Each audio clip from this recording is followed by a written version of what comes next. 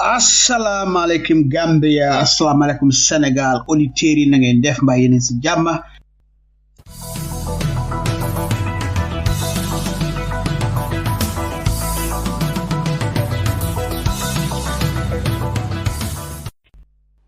Mbokki Gambia,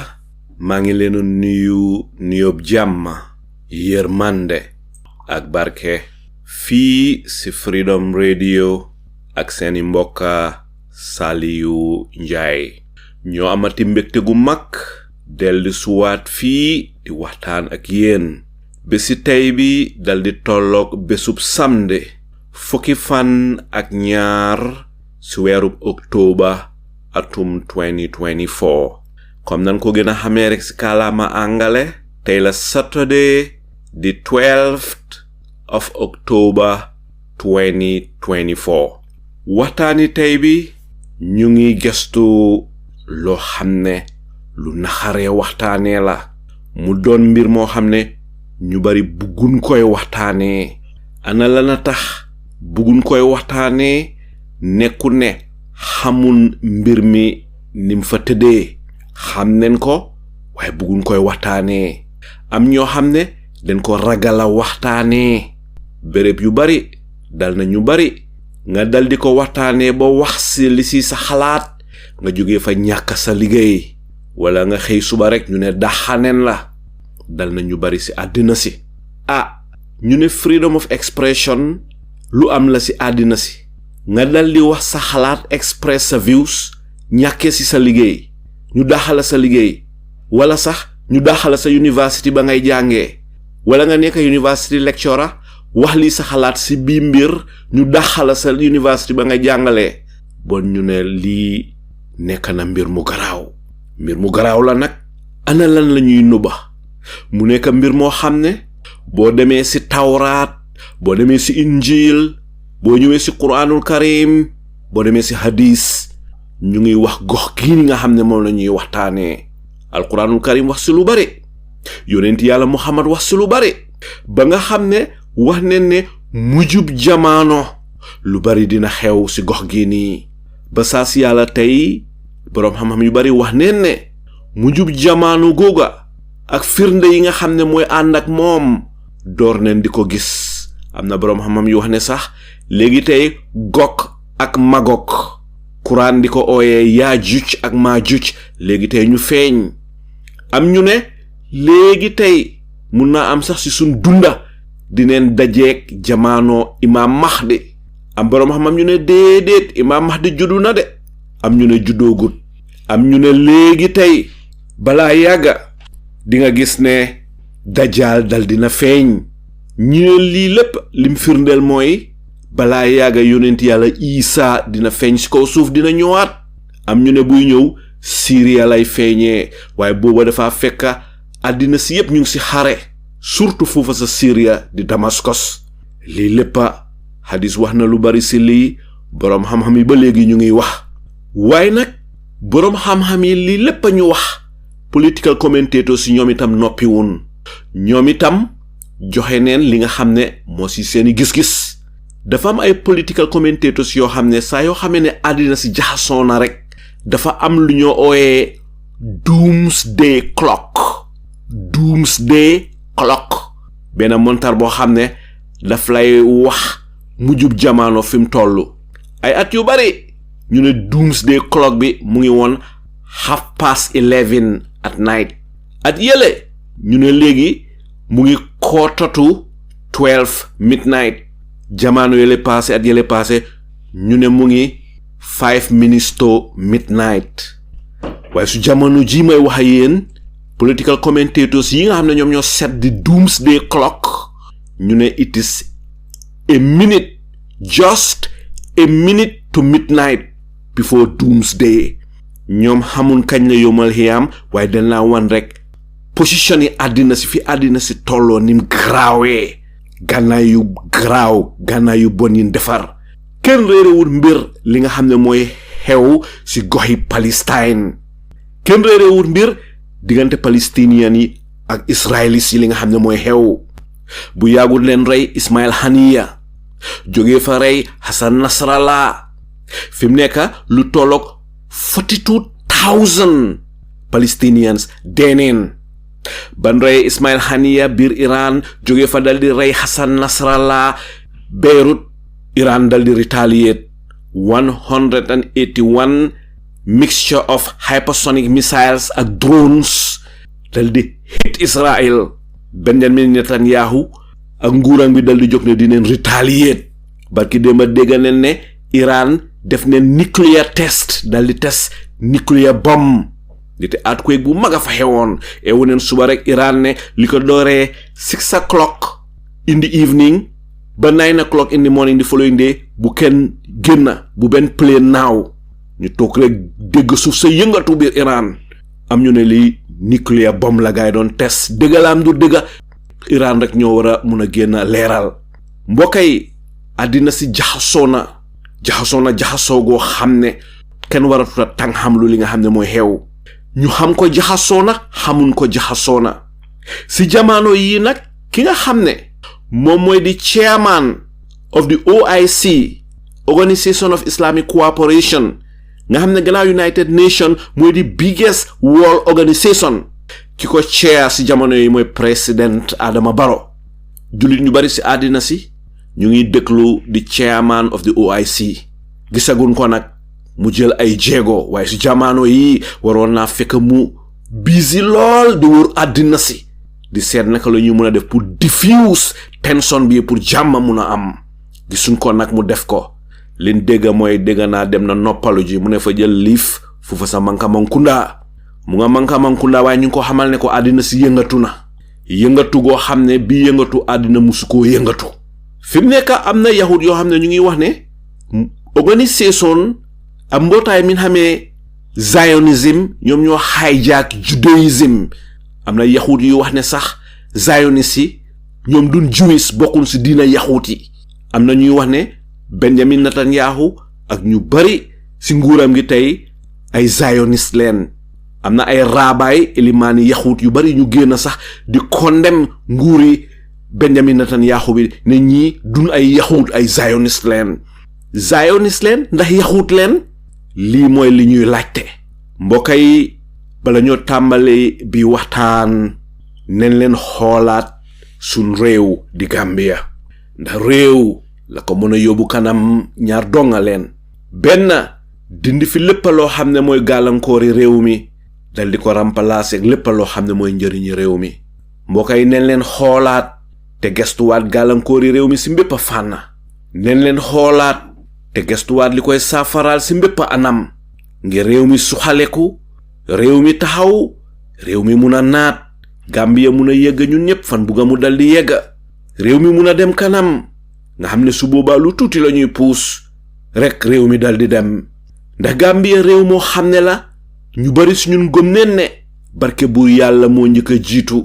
ñaani nit dinay toppa booleeg ñaani maam yi ndax ñun dara manqué wuñu te dara jombuñu lépp loo xam ne lu nit aajowoo la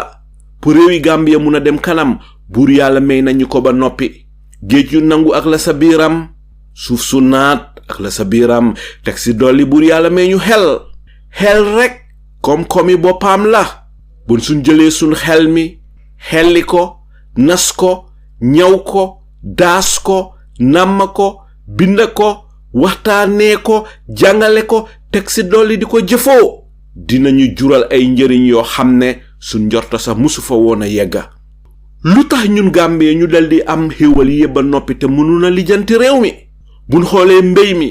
nappa wérgu yaram dëkkuwaay dundu gu seer ut liggéey yu jafe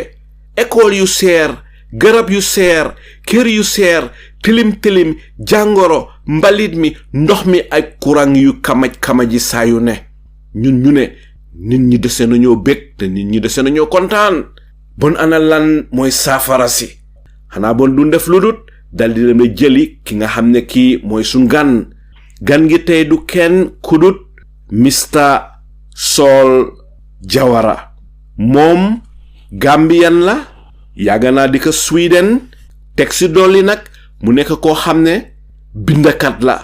am na benn bug bum taalif bug bu am solo bug boo xam ne téere boo xam ne Gambian bu nekk war nay fexe jàng téere booba xam-xamang sa njëriñang sa Sol Jawara mooy sun gan bon mbokkay duma def lu dut ànd ak yéen ñu dal di dem jëli Sol Jawara Sol maa ngi lay nuyu di la sant di la gërëm di la jox sa wàccuwaay ba mat sëkk di la yaatal te di la dalalaat fii si Freedom Radio mais la rek nga dal di nuyu wante suñu déglukat yi bala ñuy tàmbali waxtaan ji. maaleykum salaam Alaaji Saliou maa ngi laa fay di la gërëm di la sant ak sa audience di look forward to this how's it called fruitful conversation program. So the same to that, a very fruitful discussion actually. So di la gërëm di la sant assalamu alaikum. Wa alaikum salam. Fim nekk Mr. Jawara ñu dal di xooju rek si njëlbeeni laajte bi. Mr. Jawara li ma bëgg a laajte rek mooy problème bi fan la tàmbalee diggante Israel ak Palestine. Am na ñuy wax ne dëkk bi Palestine la tudda waaye boo demee tey si maa bi àddina si doo fa gis Palestine Israel nga gis mu mel ni Palestine amul fenn si maa bi àddina si am na ñu ne Palestiniens si ñoo jiitu si gox gi Israelis si gannaaw gi leen ñëw waaye ña fa jiitu ñoom dëkk bi nga xamee Palestine fa leen dëkkoon waaye dëkk boobu nekkaatul si maa bi ana lan mooy li xew ndikte liñ fi waxtaane tey mooy den bugg a xam fan la problème bi tàmbalee ba pare fi waxtaan bi di mujjee dineen gestu li nga xam ne mooy solution si li nga xam ne mooy saafara si ndikte suñu waxtaanee bi problème bam jeex waxtaaneewul solution yi rek dafay mel ni ñun suñu bopp dañuy créer problème ma bëgg laa laaj rek si sa gis-gis fan la problème bi tàmbalee pour ñi ko xamut mun a xam fan la problème bi tàmbalee ak li ko waral. waaw Alaaji Saliou ñu door ci waxtaan bi anyway fu mu dooree mooy ne Israel was created on the 14th of May 1948 ci lañ create a country called Israel dëkk bu ñoo ooyee Israel waaye Israel naka jekka throughout even ci alxuraan bi sax gis nga ko ci Bible bi ak yooyu noonu yëpp ñu ngi doon tudda Israel waaye boobu région la woon gox la woon mu ngi mel ni tey nga ne Serekunda inside Gambia waaye the larger country or the larger place actually was called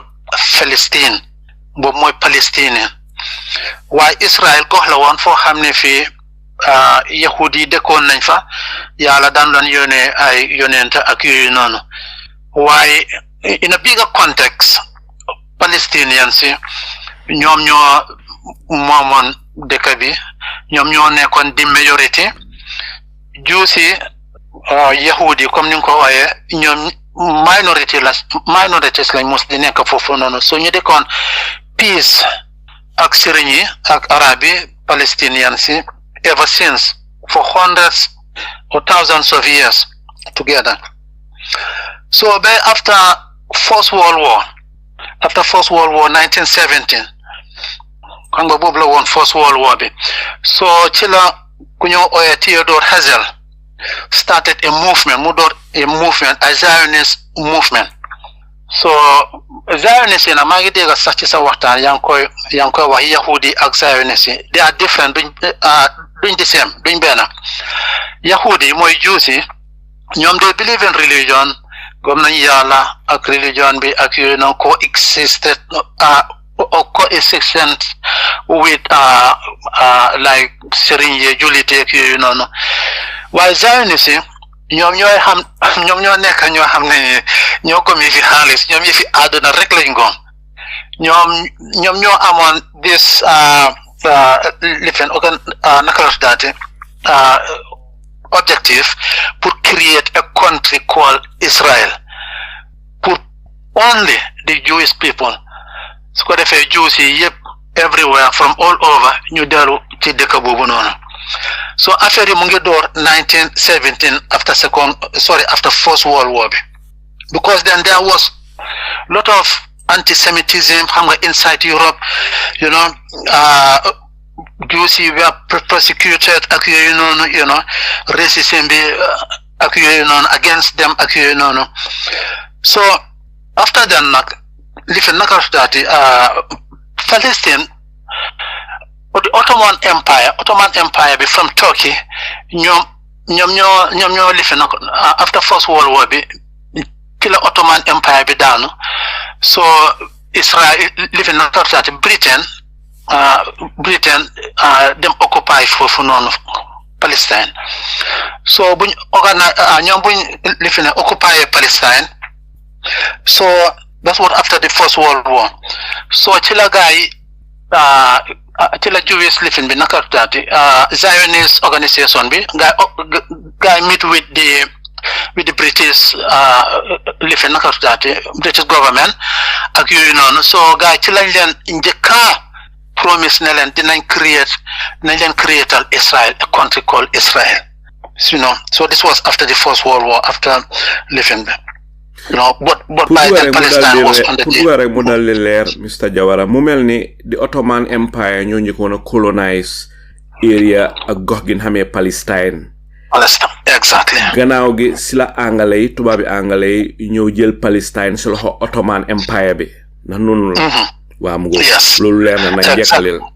Exactly. So none la won. So ben dem ci 1930 1940 if Hitler ñëw Germany Hitler Holocaust bi ñëw boobu tam Jews yi were living killed in large numbers which is called the Holocaust ak so Jews yu bari ci lañ daw nag ci lañ start ñi nga xam ne ñi mën nañoo rëcca ñuy rëcca di daw di toxu ji fii ni Palestine ci gox gu ñoo ooy Israel foofu noonu just bit by bit but after the Second World War ñoom ñëpp ñu bari nag nga xam ne everything calmed down so ñu bari nag start di migrate foofu noonu so after the Second World War nag ci la Britain ak yeneen àdduna si ak yooyu noonu because yërëm nañ Jews yi lana leen dal ci First World War bi persecution racism ak yooyu noonu inside Europe ak Second World War bi there was a huge world economic crisis in the 30s so ñu blame ko to the Jews jàppaleen di leen rey left right and center ak yooyu so ñu àdduna si daal yërëm den daal after Second World War bi so everybody came together ak lu ñoo Balfour Declaration because bu fàttale ko ne England or Britain promise nañ leen after First World War bi ne leen create a country called Israel ak so after after Second World War bi ci la Britain ak America ak ñi nga xam ne ñi ñoo form 5 permanent members ak yooyu noonu get together ci Security Council bi ci la gaay form daal the country called Israel waaye in its formation Alaji Saleh problème bu mag ñoo because ñoom fuñ bëgg a def Israel ci gox bu ndaw googu noonu loolu du mut country loolu du mut maanaam dëkka so fuñ jaar ñu expand seen boundaries yi seen territories yi so United Nations draw na boundaries draw na a boundary wane ne fii mooy Israel fii mooy war a nekk Palestine ñaari dëkka su ko defee ñu live side by side waaye nag Israel ñoom ñu ne foofu ñu jox leen dafa ndaw so ñu nuñ def mooy pour ñu taxu ñu call everybody koo xam ne kii Jew la especially from Europe pour nga dem pour nga mun a ñëw Israel pour nga taxu pour nga move foofu noonu so movement boobu naa nag bu mu xewee nag so they have to take out Palestinian families from their homes randal leen move leen dugal Jews yooyu noonu nga xam ne ñoo jógee Europe ñëw taxu si foofu noonu movement bi ngay wax movement bi ndax mun nañ ko ooyee ne mooy the Zionist movement waaw mooy the Zionist movement ñoom ñoo pousse lii nii because ñu am xaalis lañ nag because ñoom yëf fi àdduna rek lañ gom xam nga so ñoom yëf fi àdduna rek lañ gom so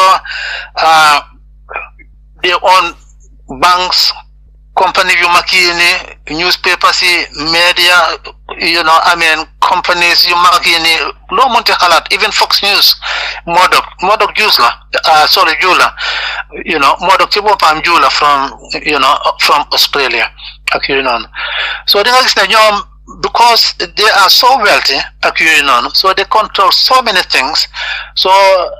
they collaborate with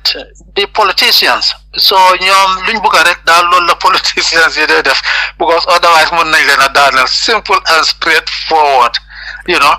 suñu see seen doole waaw bala ngaa continuer moom lu ma bëgg a laaj bala angale yi dem si place bi nga xamee Palestine dal di fa dagal leen fa dagal leen dëkk laay mun a wax de te li ñu xam mooy dagal la kër ne diw daf ko dagal kër maanaam rëddal neen la area boo xam ne mais neen la ko waaye nag ñi dëkkal leen dagalun leen kër bala ñuy ñëw Palestine di fa jox yaxuuti ne foofoy seen dëkka ndax amoon na yeneen dëkka si àddina si fugaay njëkkee woon lan moo tax ñu romba àddina si yëpp dem foofa Palestine dal leen fa dagal ne foofoy seen dëkka waaw Alaaji Saliou li nga wax noonu am na lifin trop is very important because am na ñu bari ñu wax ne Europe because Angleterre fi ma nekk right now sax dañ baanoon ne Jews yi buñ fi ñëw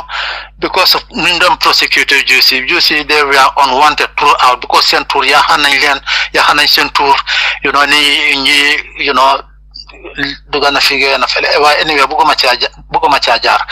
waaye daal lu xew mooy ne am na ñu bari ñu wax ne lu tax Europe ñoom nga xam ne ñoo prosecute Jews ñoom seen boppam Hitler nga xam ne moom moo rey over 6 million Jews moom ci boppam lu tax Europe ñoom seen boppam create a country called Israel inside Europe so ba pare amoon na itam force itam sax amoon na itam ay idea yu ñëwoon pour ñu def ko Uganda déggoon nañ ci itam Argentina ak yooyu noonu waaye Zionist movement bi ne ñoom bëgguñ foofu ñoom luñ bëgg mooy Israel waaye this little region Palestine nga mean waaw Palestine waaw why Israel was there as a little region ever since mom Israel has always been there as a little mu ngi mel ni tey nga ne Serekunda rek inside Gambia o nga ne Stockholm inside Sweden so noonu la Israel tam nekkoon why Israel was never a country it was just a region actually so fu mu nekk nii léegi fu mu nekk nii bu gaa tuxoo dem Palestine fu mu nekk nii pour ñu create many people a populated and territorial living area boo xam ne bi nañ ko mën a oyee a country ñu call Jews yi yëpp nga gis gaal yi yëpp di move foofu noonu people so they have to move people out so foofu la problème bi starté so loolu moom xewee moom la arab yi de koolee di Nakba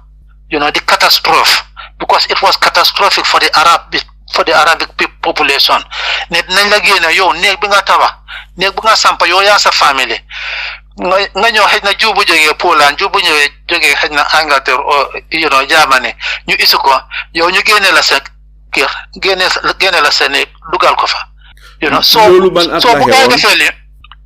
loolu kañ la xewoon ban at la xewoon waaw 1947 1948 buñ created the country Israel ci la loolu xew so ci la loolu xew mooy after bu United Nations draw the boundaries ne Israel fii la am Israel fii la am waaye Israel Zionist yi ñoom bëggoon nañ a greater territory so boundary boobu no pour so ñoom daal dañ bëgg a redraw the boundaries so loolu moo nekkoon the biggest problem so 700 and about 3/4 Arabs or Palestinians were moved out of their homes so di nga gis ne ñoom amuñ woon gaanaay ak yooyu noonu so yeneen dëkki arab yi like Egypt like Jordan like Lebanon Syria they were very angry on this because xam nga jaay doole la so they were very angry on this ñoom itam ñu attaque li fi naka daati Israel the new nation ak yooyu noonu so ci la xeex bi start ak yooyu noonu so Palestinians yu bari daw ñi dem Jordan ñi dem Lebanon ñi dem Syria ak yooyu noonu so bentey ñooñu noonu daw as refugees génn dem ci neighboring countries yi bentey ñu ngi foofu noonu xëy na ñooñu dee nañ waaye seen set yi bentey ñu ngi dunda ci those areas as refugees. So why when Israel was created, France, UK, Britain, USA, ñu jox gànnaay yu bari to Israel. Ba pare ñoom ñu bari itam young people yi were recruited in the West pour ñu dem taxawal Israel. So foofu la West bi sax started first time di jox gànnaay to Israel. The first day it was created, because British army bu nekkoon foofu noonu sax in Palestine ñoom buñ doon génn bàyyi foofu noonu pour su ko defee Israel create its own country its own state ak yooyu noonu ñoom gànnaay yu ñu amee woon sax dañ ko hand over to the Israelis so ñoom ñu génn noonu lañu withdraw dugga gaal ñoo withdraw jël gànnaay yu jox leen support leen ak yooyu noonu waaye time boobu gànnaay wasn't arms were not that sophisticated, So the neighboring countries, they were weak, so Israel was successfully able to, increase their territory boundaries, So in Israel, then don't increase and territorial boundaries. Yang mean ñu gëna réel seen dëkk bi. Si ban anam la ko gaay doon defee pour yokk seen dëkk bi pour mu gën a rëy gën a yaatu si man anam la ko Israël defee waaw moom laa explain noonu ne dañooy génne arab yi seen kër yi seen dëkk yi like seen villages yi ak yooyu dugal fa li fi ne naka daate yahudi dugal fa juusi ba tey ji looloo ngi xew gis nañ di settlers ci West Bank bi areas all over, the Israeli settlers. Bete ji, you also need a Jew, Russia or America, it's very easy, very smooth. You apply a Tohosi Israel, very easy. Since then, let's start. Belegate, Nungajal territory, Dioka. Benjamin Netanyahu said this past years, the Fonako, from the year before last one, Muslim United Nations. The map is also the Palestine UN 1948 UN boundaries you draw on at Palestine you won't even believe it legi dañu melni tout melentan ci biir de Kalalawa non la Palestine non la len Israel bayil fu nekk ni jël nañ area bi yépp pousse so lu len United Nations joxone so ñom Roma nañ fofu non yépp di dem so United Nations itam fuñ félee mooy ne ñoom initially dañoo create two countries Israel and Palestine or Palestine and Israel that is usually said so why they were not able to do this because Western countries back in Israel on whatever they want to do push their boundaries enlarge their territory West bi continue di leen dimbale ci loolu noonu di leen taxaw ci loolu noonu soo fàtte ne soo ne West bi continue di leen dimbale si ban anam la leen tubaab yi doon dimbale maanaam dañ leen doon dimbale si gànnaay ndax dañ leen doon dimbale wala di leen dimbale ba léegi xëj na pour lu Israël def rek ñu ànd see ñoom si ban anam di nga mun a faram fàcce si ban anam la tubaab yi jàppale Israël waaw ci Ghana from day one laa la wax ci yëfi Ghana from day one ñoo leen doon jox Ghana buñ soxla rek ñu jox leen gis nga seen nucléaire lifin bi sax seen nucléaire programme bi sax ñana leen ko jox France moo jox Israel den am nuclear bomb Israel waaw am nañ nuclear bomb am almost 200 warheads moom kay suñ bëggoon tey Middle East bi kenn du fa dunda ñoom rek ñoo ko fa am nuclear bomb bi fan si Israel la nekk si ban dëkk la nekk foofu well ñoom duñ ko dee bëgg a wax ca man itam bëgguma ko wax ak yooyu noonu soo kenn du ko dee bëgg a wax moom nga gis ne even United Nations sax soo demee you know I mean pour ñu wax ko itam sax even under United Nations sax kenn du ko dee bëgg a wax ak yooyu noonu. lan nga foog ne mooy xew su fekkee ne nit wax na ne Israël den amee nuclear bomb wax place bi bomb bi nekk ndigte bu ne Iran am na ñuy wax ne Natanz am na ñuy wax ne yeneen place ñu ngi fa nekk di spin seen yellow cake yi seen uranium yi yooyu yëpp soo amee si internet bi mu ngi fa ba pare ku dem si internet bi check tamit du ñàkk sax di nga gis Israël fi gaay def seen nuclear bomb bi waaye lan moo tax yow bugguloo koo wax ak lan moo tax ñi liggéey United Nations ñu ko dee ragal a wax. Well, because the thing is, te ñu bare bëgg a wax ne dañ am like ne dañ bëgg a am like nuclear weapon because soo ko amee kenn du la attaque, you know. So am na daal waaye anyway waaye am na ñoo xam ne ñi ñoom seen boppa liggéey nañ foofu noonu génn si nañ wax nañ ne waaw ñoom ci lii lañ nekkoon di liggéey ci nuclear programme bi lañ nekkoon di liggéey am nañ bis bomb atomique bomb bi ak yooyu noonu so waaye anyway mun naa ko wax fu ñëw ay négatif déjà non mun nga koo ñàkkal bugguma nga toobul waaw mun nañoo skip foofu mun wax fi bomb bi nekk waaye mu mel ni daal dina am policy boo xam ne kenn warut a criticize Israel lan moo waral loolu kenn du criticize Israel ndigte gis nga Mehdi Hassan ñàkk na liggéeyam bi ndigte benn question bu mu doon laaj rek benn Israel official after some days ñu dégga ne dax nañ ko fa mu doon liggéey lan mooy li xew si àddina si ba ku wax lu tuuti si Israel rek nga ñàkk sa liggéey lan mooy li xew. Well, because unconditionally Israel they have an unconditional backing of America. ci xam nga America kenn bëggut a jotee ñoom because America is the world superpower. America soo bëggee jënda diw soo bëggee jënda maalo soo bëggee jënda sukur in American dollars nga koy defee kenn bëggut America sanction la so loolu mooy di major problème ci Israel si Zionist si ñoom ñoo toog ci xefi Israel soo xalaat société tey sax niki Joe Biden tey administration am bi nga génnee fa Zionist yu fa nekk kenn du fa des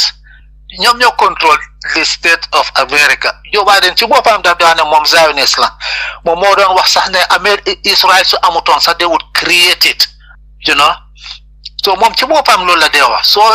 Joe Biden président Joe Biden di président America bi tey moo musoon a wax loolu waaw daf dee wax moom daf ko dee wax all the time ne moom Zionist la moom lu Israel wax du soo ba ngoon jot moom ci loolu laay dox te du moom rek any other president Obama did the same thing kenn du ñemee ñëw foofu noonu America nga taxaw soo ne Obama the same thing lan la Obama wax the first statement after Mo decline dafa bëgg a run for presidency one of his first statements was ne I support Israel and its living the right to defend itself. I support Israel and itself to to defend itself and so forth and so forth. So that mantra ñoom ñëpp ko dee wax soo ko waxut doo mën a taxaw in America as a president you won't because during my entire lifetime musuma gis any president bu musuta wax loolu amut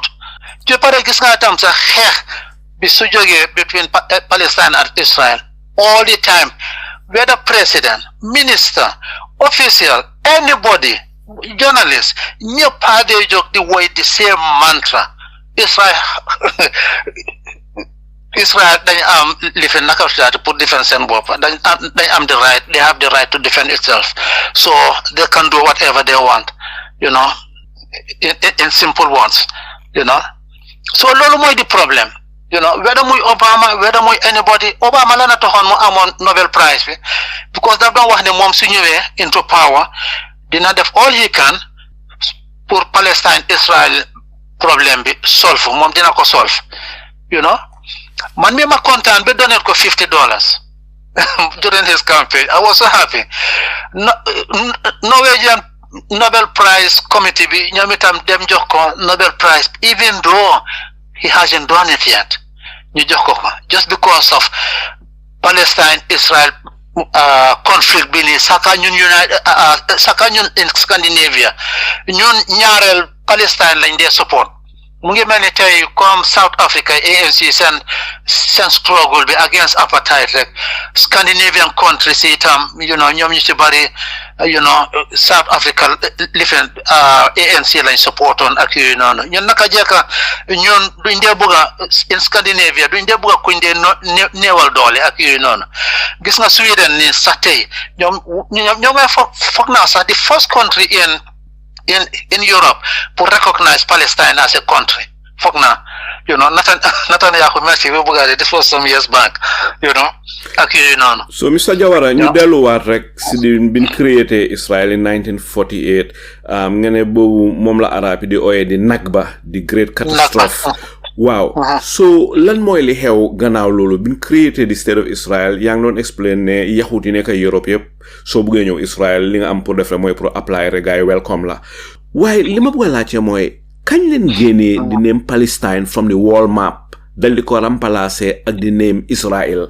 kañ nga foog ne si leen def loolu ni te boo demee seet world map bi amul fenn fu ñu bind Palestine. Well, simply because it is not yet recognized. In international legal terms, it is not yet recognized as a country. Lolota fenyufa. Why? Obviously, kuneka hamna ne Palestine is still there. Motanga countries like even Spain, Ireland, just a couple of months ago recognizing, Palestine as a country. The United Nations resolution bitam 242 343 now something like that. That is what they recognize as Palestine. That Palestine should be a country. So resolution yoitam momline living there. Why? So you knew it to recognize Palestine as a country over 50 times since then now. Over 50 times. Ben a country rek talk to Security Council be moko de veto moy America. So Joe Biden just instantly veto at nako put Palestine. This was last year or no this year around beginning of this year or a couple of months back, the resolution be issue for Algeria or something like that, issue pour you recognize Palestine as a country, America takes a tanker, so over 50 times America has been doing this, so no time be just a good accuse pour Israel pour Palestine nek a country. Why ñep xam nañ ne Palestine is a country, So Mr. Jawara, before the creation of Israel as a Jewish home state, gox googu naka la tuddoon? Well, Palestine la tuddoon. Mu mel ni the name Palestine moo nekkoon si world map bi before the creation of Israel. So biñ créé Israel as a Jewish home state lan mooy li xew si map bi? Well, lu xew ci map bi mooy ne map bu United Nations recognize, Israel emuñ foofu, so ñoom dañ yokka seen boundaries yi pour génne arab si from their settlements, from their homes, dugal fa so yokka seen boundary bi so loolu naxari Arab countries around ñu itam ñoo pour dimbale Palestine ci ak yooyu noonu why Israel was able to win and push their boundaries ak yooyu noonu so ba léegi nii yaa ngi mean the six day war of 1967 loolu nga mean 67 no boobu came later on boobu itam naka la starté because man dégg naa ñu bari weda ci news bi ci radio si télévision yi all media ñu wax naa waaw 67 lifin war bi Arab si dañ attack Israel is not safe, the neighborhood they hate them and blah blah. No, in real fact what happened on the 5th of June 1967 Israel ñoo toog rek ñu dem attack Egypt just like ni ñoo def nii bési tey bi tey xam nga ñu ngi attack Syria from time to time ñu ngi attack Lebanon now almost full scale Palestine occupied territories yi ñoom gis nañ lu fa xew mooy Gaza ak West Bank bi ak well Iran itam ñu ngi leen di attack but then Iran was not in the picture by then but on the 5th of June 1967 ci la Israel talk from nowhere talk rek attack Egypt in the Sinai you know fu time boobu Egypt ñu ngi amoon seen army base bi foofu noonu ak yooyu noonu so seen air force bi ak airfield si nekk around foofu noonu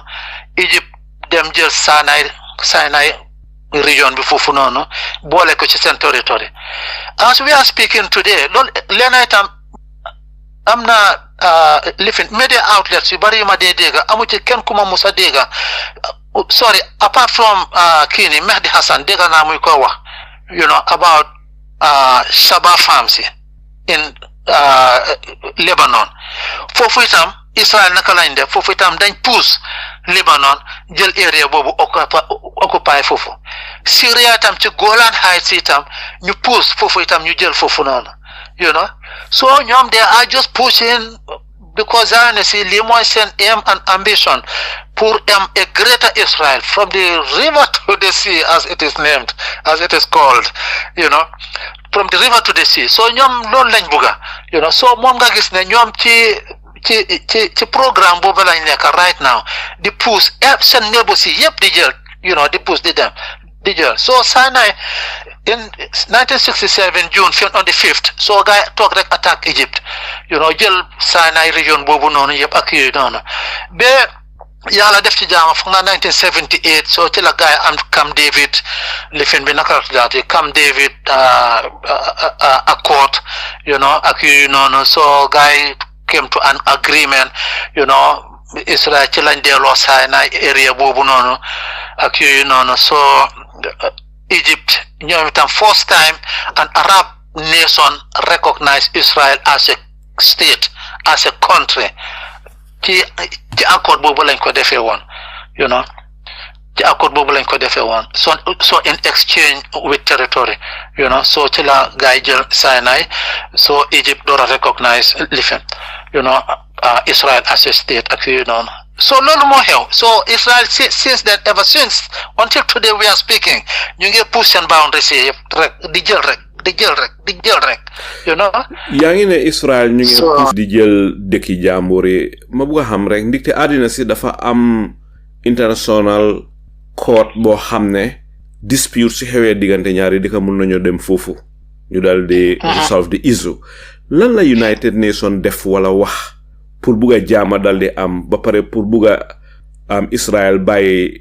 dëkki jàmbur yi ñoo jël su Sénégal ñëwoon tey dugga si Gambien ñoo moom certain part of Gambia wax dëgg dina naxari Gambien yi ñu ngi ñaan yàlla rek yàlla na bu mujjee si xeex waaye foog naa ne mu neen see involve United Nations pour ñu jéem a find a resolution to the problem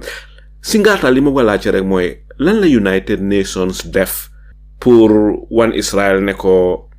laan si ngeen a jël moomu leen ko laan si ngeen a jël si dëkk bi la bokka wala si dëkk bi la bokka ndax lu mel ni mu ngi xew ndax mus naa xew am déet waaw loolu kay xew na because bu ñooy create Israel 1948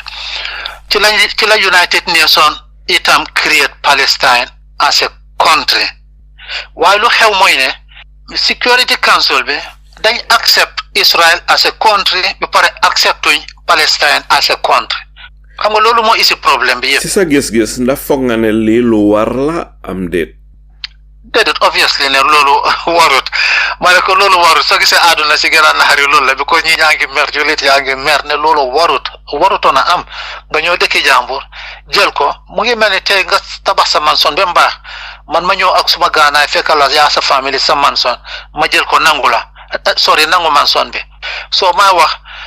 ñu dem mu am ku ñëw dox diggante bi ak yooyu ma ne ko waaw anyway man daal duma delloo Alaaji Saliou ma sonam bi waaye mun naa jël balcon bi rek man ma jël di remaining bit of the mansion xam nga yow obviously yow doo ko nangu so loolu moo xew so anytime resolution ñoo am na resolution United Nations Security Council resolution bu ñoo 424 ak 338 boo xam ne bi moo create Palestine as a country waaye saa yu ñëwee America ñoo ko di veto loolu mooy di problème lan moo tax ne moo waral America de ko de veto waaye ñoo ko de veto because xam nga 5 permanent members si ñoom by force rek ñoom 5 yëpp ñu nangu consensus la dee mën a nekk pour su ko moo tax ñu suma maas gi depuis 1980s ñu ngi call pour United Nations Security Council bi pour ñu change pour ñu reform because it doesn't make sense ba pare mu ngi yaaxatur United Nations ak yooyu noonu ñi ñu bari tey soo waxee United Nations kay doxut ak yooyu noonu te fekk United Nations na ngay dox Security Council bi moo doxut change Security Council bi ñoom ñoo responsible pour peace and security around the whole world. So 5 permanent members yi nga xam ne ñoo wiinoon ci Second World War bi and including China later ñu boole ko ci ñoom itam so muy 5 so ñoom ñoo toog amee seen veto su kenn ne non xamoon Security Council bi yan dëkk fa nekk di ñu mun a néemal dëkk yi nga xam ne ñoo nekk ci Security Council bi waa America la Britain France Russia ak China mooy 5 yi ne moom kay ñeneen ñi ñëpp dinañ dee nangu ñeneen ñi ñëpp dinañ dee nangu moom bem des America ñoom ñoo dee veto anytime ñu dem pour lifin because Zionist yi bëgguñ loolu bëgguñ Palestinian state ñoom bëgg nañoo jël Palestine as part of Israel am nañu ko gisee ne lépp lu Israel def rek America dañ see ànda suma laajte bi mooy lan moo nekk diggante America ak Israel ba nga xam ne lépp lu Israel def rek ñu bari li du suma opinion de maa ngi opinion ni ñu bari gisee neen ko ne lépp lu Israel def wala ñu wax rek America ànd see ñoom den question bi maa laajte bi maa laajte fii mooy ana lan moo nekk diggante Israel ak America waaw li fa xew mooy ne xam nga America xam nga ñoom suñ ñëwee di point finger yeneen dëkk si like Iran naan waaw terrorist state ak yooyu noonu ñoom julli religion nation country la ñu ak yooyu noonu waaye amul benn country bu gën a religious America xam nga ne so am na ñaari fan la benn bi mooy Zionist yi benn bi mooy religion ñaari fan yi moo tax America di support Israel unconditionally because li fi naka Christians yi actually mooy evangelicals yi ñoom dañ gëm ne the return of Christ yonte yàlla Isa suy dellu si waat Jerusalem laay ñëw moo tax Jerusalem itam nekk point of contention ci affaire yi United Nations resolution yi because Jerusalem Palestine ak Israel dañ ko war a séedoo xaaj ko ci digga bi soo fàttale ko Germany xam nga noonu la gaa defoon East Germany West Germany ñoom ñëpp ñu am Berlin à seen capital so United Nations resolution bi loolu la wax ne ñaari dëkk yi yëpp dañoo war a am Jerusalem kii amee fii à seen capital noonu lañ ko draw yoon waaye yaa ngi fàttali ko sax just recently naka la daate this crazy guy Donald Trump ñoo jël Jerusalem yëpp jox ko Israel go against United Nations resolutions ak yooyu noonu so loolu moo xew so ñaari fànna yooyu noonu la so ñoom dañ kom ne Isa yonte yàlla Isa dafay dellu si waat so suy dellu si waat Jerusalem laay dellu si waat so evangelical Christians yi ñoom dañ kom ne su ko defee ñoom Israel dinañ mën a nekk part of America xam nga like 54 state or something like that xam nga 50 states la fu mu nekk ni America so Israel na war a nekk 54 state am na sax already ñu ooy Israel as America's 54 state am nañu ko de ooy already so loolu moo xew so ba pare ci fànni Zionist yi ñoom dañ bëgg an expansion ñoom a greater Israel that is what they are calling for pour ñu am a bigger land mass because area bi is small so ñoom loolu lañ bëgg ñoom from the river to the sea ñoom loolu la ñuy oote te ñoom dafare ñoom they are powerful lan nga foog ne moom la dëkki jullit ñi def ni te su fekkee ne Israel ñu ngi am a doctrine of expansionism di expand seen territory against UN bon definitely loolu ñu ngi violate UN resolutions te loolu correctul pour dëkka ngay violate United Nations resolution ba pare dara génnu si ñu te ñun ñëpp xam ne ne tey su fekkoon ne fam lu Gambia def United Nations dal di toog joxe seen resolution ne Gambia lii la war a def su ko Gambia deful rek dina am pour punish leen wala force leen pour ñu def li nga xam ne moom leen war a def waaye dafa mel ni Israel ñoom dafa mel ni they are not bound by any law ak yu demee noonu am na ñu ko gisee nii di te ñu bari gisee nañ ko ne Israel leen neex la ñoo def te dara du si génn waaye li ma bëgg a laajte mooy muslim world bi more than 2 billion muslims ñoo nekk si àddina si muslim countries si nga xam ne bari neen diw bari neen oil bari neen gas they are very very rich lan la muslim world bi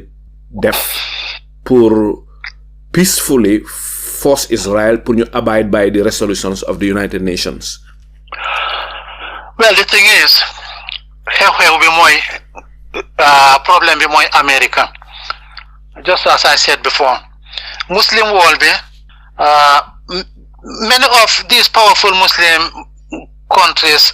are not democratic, as you know. They are dictatorial. So what happened is they rather be on America's side. The America's side more Israel's side. You know, you cannot divide them. America and Israel, you cannot divide them into two. They are one. You know. So Lola to America through even United Nations, through International Court of Justice, they just don't care because American just they are full backing. You know, America will never back down. Whether we democracy or Republicancy, the party can do back down because they learn tiyo already, they learn ponya already. You know. So lolu moy wax ji ba paré dëkk juliti bu ko ñoo am problème ak America mom la dëkk juliti mom la ñu sen diw ge sen gas ge sen everything is into American dollars. Sen xaliss yek everything is kept into American banks. Obviously so lolu moy wax ji fofu la catch 22 bi nek. Even though their populations diga gis ne naka la tudda Saudi Arabia ci bopam loolu la jote wona Bin Laden ak pour Saudi divide from from America. Why that cannot be? Because America, that cannot be because Saudi so gisee sax America nekka am doole buñ gën a am doole mooy petrol dollar bi boo xam ne bi ci 60 agreement bu Saudi Arabia defoon ne seen oil bi nañ ko jaay in dollar su ko defee fu ñoo jaay because Saudi xam nga the world's largest oil producing country suñ jaayee seen xaalis bi in petrol in dollar loolu lu baax la pour America ak yooyu noonu soo kuy jënd oil bi rek kuy jënd oil bi weda ak fu munti nekk American dollar nga use so mooy petrol dollar bi ne Saudi ci boppam ñoo njëkka sign that agreement waaye in exchange for American security sax pour America jox leen security so loolu noonu la ko gaay doxalee so moo tax wol bi continuer di jënda xanaa bon li nga bëgg a fii mooy ne Saudi Arabia dun mun a wax lu bari ndikte America ngi leen jox security te bëggun security boobu yaaxu xanaa loolu mooy li waral Saudi Arabia dundee bëgg a against Israel that much am déet just recently sax ñoom doon bëgg a delluwaat ties with Israel waaye Saudi dégg na ambassadeur bi génn si ne non Israel pour ñu am ties with Israel foog rek Israel nangu a Palestinian state an independent Palestinian state force balaa ñooy am ties ak lifen gis nga Donald Trump bu mu ñëwee projet boobu la joxoon gorom Jared Kushner pour mu dox diggante Saudi ak Israel pour ñu nekk together because Israel tam bëgguñ dara lu dut come together with Saudi Arabia pour ñu door di wax waaye Saudi maa ngi gis ne benn tey ñoom waxoon nañ ne ñoom wax nañ ne benn tey according to their latest press conference wax nañ ne Israel suñ created a Palestinian state leave them in peace ñu dëkk side by side ñoom duñ ñëw in good times with Israel lately maa ngi dégg waaye sudut Alhaji Saleh sudut Israel sudut Saudi ci boppam rek sax amut ben country ci dëkk bi yaa ngi doon wax Adama Barrow OIC country the chairman bi obviously boobu tam du ñemee wax dara because soo waxee dara Israel you will go under American sanction te America kenn bëggut ñu sanction la because 80% of world's goods trading everything goes through United Nations USA dollar or system payment SWIFT system bi so loolu moo tax te system boobu noonu mu ngi ñëw on after living Brentwood living institutions after ñu create United Nations ak yooyu noonu ci la gaa create that system because before war bi woon ñu ngi daan use pound bi was the biggest currency moo nekkoon the reserve currency of the world because of British seen military might ak yooyu noonu waaye after Second World War bi dëkk yëpp crumble America rek stand as the most powerful country so ci la ko gaay organiser noonu so yeneen dëkk itam continue nangu ko ak yooyu noonu so gis nga America ñëw support the economies of Europe ak yooyu noonu be gaay taxaw ak yooyu noonu ak yeneen countries yi ak yooyu noonu so ñu continue di jënda ak jaayante through the American dollar through the American system ba tey jii loolu moo tax saa yu def nit defee transaction through American dollar bi rek yaa ngi gën a jox American dollar doole fi mu nekk Mr Jawara ñu dal di ñëw rek beneen laajte bi bu ñëwee 1993 am na lu ñoo ooyee di Oslo Accord boobu leen jamono Yasser Arafat la soo munee fàttale ko biñ ko sign jamono Bill Clinton la 1993 jamono boobu yaa ngi gis Yasser Arafat ak Yitzhak Rabin moo woon di prime minister of Israel booba jamono ñu dal di sign affaire yi moom nga gis posta bi ma defar yaa ngi gis Bill Clinton muy taw si digga bi firi loxoom yi Yasser Arafat ak Yitzhak Rabin ñu ngay joxante loxo Oslo Accord boobu leen liñ si agree woon mooy pour Yasser Arafat Palestinian Authority bi relocate from Tunisia mun fàtte ne Tunisia la Yasser Arafat bisoon fi mu nekk mun naa bàyyi Tunisia dal di ñëw jël control of the West Bank and the Gaza Strip after 2 years si la benn Zionist extremist bi ñoo ooyee Yigal Amir dem rey Yitzhak Rabin liñ si dégga mooy ne neexu ko woon li Yitzhak Rabin dal di sign accord bi dafa fiil ne daal mu ngay jox Jewish land to the Arabs maanaam loolu daf ko naxari si jamono yi nag Yigal Amir I believe ne ban tey mu ngi in prison bi ko dañ ko tëj life in prison waaw Oslo Accord boobu leen ba mu xewee ñu dal di jox Palestinian yi West Bank ak Gaza waaye Palestinian yi ñoom ne mënu na solve seen problème ba mujjanteel bi gis nga li xew diggante Mahmoud Abbas ak Ismail Haniya occupy Gaza Mahmoud Abbas occupy di West Bank Palestinian yi divide te division boobu leen daf leen a nasaxal rek lan moo tax Palestinian yi faytun ba nga xam ne division du am di te ñun ñëpp xam ne comme li ko Abraham Lincoln dal di waxee rek a house divided against itself cannot stand lan moo tax ñu nangu ba division boobu leen dal di am lan nga foog ne moo waral division boobu am Mahmoud Abbas occupy West Bank Ismail Haniya occupy di Gaza Strip loolu dal di gën a weaken gën a yooyal doole Palestinian si waaw Alhaji Saliou lu important nga wax noonu yow mu ngi mel ne yaa ngi toppa yow you are very knowledgeable ci lifin bi Oslo Accord bi moom nga dégg Benjamin Netanyahu bu yàggul sax muy wax ne lifin bi naka la Oslo Accord bi is just a piece of shit baalal ma ci wax ci ku wax loolu Benjamin Netanyahu mu ne Oslo Accord bi doesn't mean anything anymore moom disregard nañ ko long time ago sax yàgg na Oslo Accord bi kay kenn waxatu ko sax Arab Initiative bi bu Saudi Arabia mu joona ici sax boobu lañ nekk sax léegi-léeg di ko dem trou ak yooyu waaye Oslo Accord bi moom yàggoon na moom bu gaa defoon sign on Camp David ak yooyu noonu boobu moom li fe noonu la waaye xam nga Jews yi o Israel dañ am extrémistes yoo xam ne yi Alhaji Saliou la ilaha illallah ñoo gën a garaaw sax extreme right wing Europeans yi ak yooyu noonu so loolu mooy wax ji so di nga gis ne lu tax palestiniens si xaajoo ñoom seen ñoomi neen mooy ne Hamas this group called Hamas ñu leen create ci boppam mooy naka la tuddaati Benjamin Netanyahu ci boppam moom ci boppam sax wax na ko recently balaa lifin October naka la tuddaati balaa 7th October Hamas attaque bi di happen moom ci boppam mu ngi ko doon wax mu ne soo gisee lifin moom he is happy the work that Hamas has been doing for him actually so xam nga comme ni nga ko waxee la rek mooy ne ñaari am na noise teram background Mr. Ibrahim si sa mode okay a divided people duñ mën a lifen duñ mën a get anywhere it's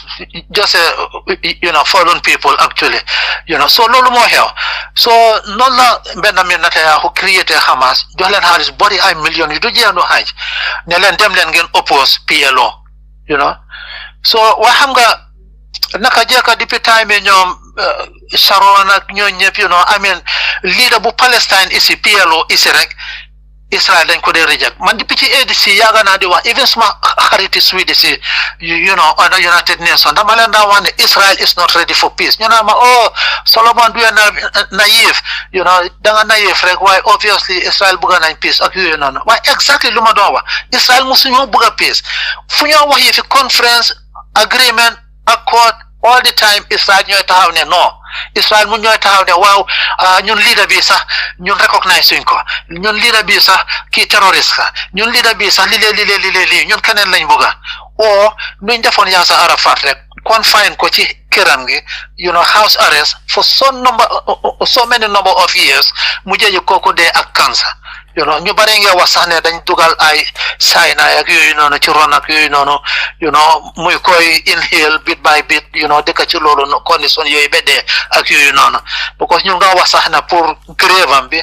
pour ñu suliwaat ko pour seet ak yooyu noonu def DNA test ak yooyu noonu yëpp so loolu moo xew so di nga gis ne so noonu la gaay create Hamas ñëw in Gaza as an organization di dimbale in schooling feeding programs ak yooyu noonu so ñi ñi daal because time boobu noonu Israel leen di jox ci ron xaalis bu bare so they had the financial capacity pour defar Palestinians si Gaza foofu noonu so buñ ne élection jot na rek Gaza si tam gis lu leen Hamas di defar ñu votal Hamas it is obvious ne parti bu laay defaral ñooñu nga votal so Hamas itam came to power léegi nag ñu rule Gaza léegi nag ñu ne Israel ok pare leen ñoon lu ngeen bëgga ñoon dañ ko def waaye benn tey itam nag ñoom they were not in talking terms with PLO bu fekk seen diggante yaaxu na ak ñoom Yasser Arafat or Mahmoud Abbas or whoever the entire PLO Mr. Jawara moom nga laa laaj rek fooguloo ne Palestinian yi waroon nañoo xam ne suñ seetaanee Hamas ak Fatah party bu Mahmoud Abbas dal di divide loolu dina leen weaken loolu it will not help their cause it will not help the Palestinian cause fooguloo ne Arab world bi waroon nañoo def lu mun pour make sure ne Mahmoud Abbas ak Ismail Haniyeh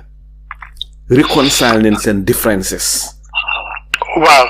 loolu mënoon nañ ko def Alaaji Saliou waaye it is so sensitive because ñi dañ ragal America xam nga ñooy xefi Israel so ñi dañ ragal America bi ku nekk kenn bëggu cee wax Adama Barrow the same thing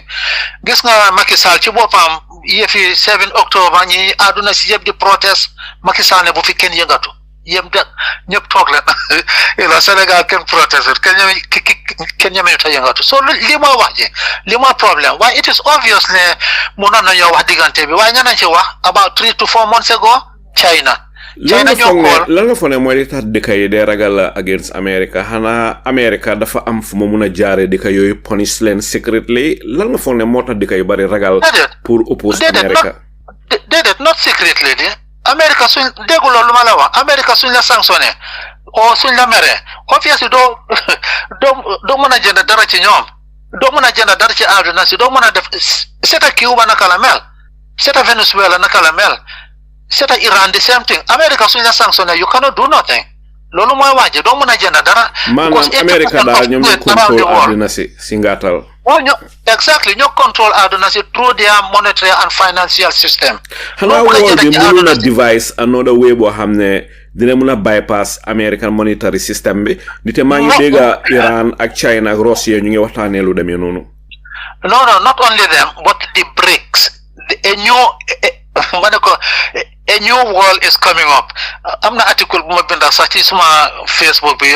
you know multipolar world bu ñëw you know ñu ngi concentrate ci Ukraine Israel war bii nii Palestine-Israeli war bii nii waaye yëguñ sax lanay dem underneath. lan mooy dem underneath BRICS pour ñi xamul lanay BRICS yan dëkk si bokk ak lan mooy seen taxawaay.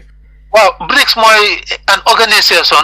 a number of middle income countries, even advanced countries like China, because you know China it is an advanced country, you know. So it is made of Brazil, Russia, China. IB stand for India and South Africa. So the BRICS countries. So ñoom ñoo bokk fu mu nekk nii di dollarize. You know, ne ñoom duñ jëndaati anything, you know, I mean through US dollars. Ban xaalis ñoom fi mu nekk daanaka si ngaatal li nga wax ne mooy BRICS bugaatuñoo def seen commerce si dollar di xaalis America waaye ban xaalis moom la gaay di jëfandikoo bon. waa ñoom seen local currencies la ñoo def jëfandoo fu mu nekk nii waaye di nga gis ne seen monetary system bi ak financial system bi ak everything is backed by gold, you know, ak yooyu noonu. ndax foog nga ne America gisee na li as a threat am déet. It is the biggest threat. Moom nga dégg Donald Trump di woy bor bu yàlla saka, you know, because America ñi dañ gis ne ñu ngi weaponize, you know, the monetary and financial system bi gaay am dominance on boobu la gaay di weaponize dëkk bu mu neex dëkk buñ amal problème dañ la naan keneen you know I mean bu mu am jaama ak dëkk boobu noonu so ñoom daal comme kuñ amal problème rek by force everybody else ama kooku problème lu ko mooy dañ laa gis as an enemy ca kenn bëggut a ama America problème. jërëjëf Mr Jawara suñ la sanctionné rek. suñ la sanctionné rek yow am nga problème yow doo mun a travel yow doo mun a génne xaalis fenn yow munoo mun a def dara you can even individually moom nga gis Yaya Jammeh am problème bi nii tey Yaya Jammeh US sanction ko du mën a def dara du mën a dem fenn du mën a am bank account du mën a def dara nothing, you know. So kenn looloo tax America fu mu nekk nii multipolar BRICS gars yi lifin nañ Saudi Arabia jooy fu mu nekk nii Saudi Arabia sax the last month ñuy wax nii fu mu nekk nii ñoom seen diggante China over 90% of oil bu ñoo jaay seen diggante China sax léegi in Chinese local currency living currency lañ ko def defatuñ ko in dollar. So lii nag is so scary ba nga xam ne because lii mooy ñoo daaneel si America, you know, xaw ma ana Jibril Fadi ak gaay mi waaye nañ pare ñu ci west bi. jërëjëf Mr Jawara soo tegee foofu sa baaraam rek naa ñu wàcc si kanamee tuuti fi mu nekk ñu daal di may Mr Baboucarr Mbodj. Mr Mbodj ban laajte nga amal Mr Sol Jawara. A country like Israel, yeah, they have multiple version of or multiple layers of lan moo tax Israel war a am and li gën a dangerous mooy they have linked it to religion and they have seen God as their landlord because ñoom dañu wax ne yàlla moo leen may land bi so ñoom seen bosta ñoom ñuy the only people ñoo xam ne yàlla moo leen jox land directly ne yéen fii laa boobu ndika so that's one problem. The second problem mooy soo gisee most of the Western countries we support Israel as a country not nekkut ne dañ like the Jewish people because ñëpp xam nañ the origin of the Jewish people. Am na benn book bu ñuy ooyee the 13th Tribe written by Otto Kostner So really book no mula juicy sin origin the 12th tribe why the 13th tribe tamit fan lañ jógee because most Jews today are the Zionists. They are not originally Jewish people, they are European people. They convert into Judaism. So Europe is still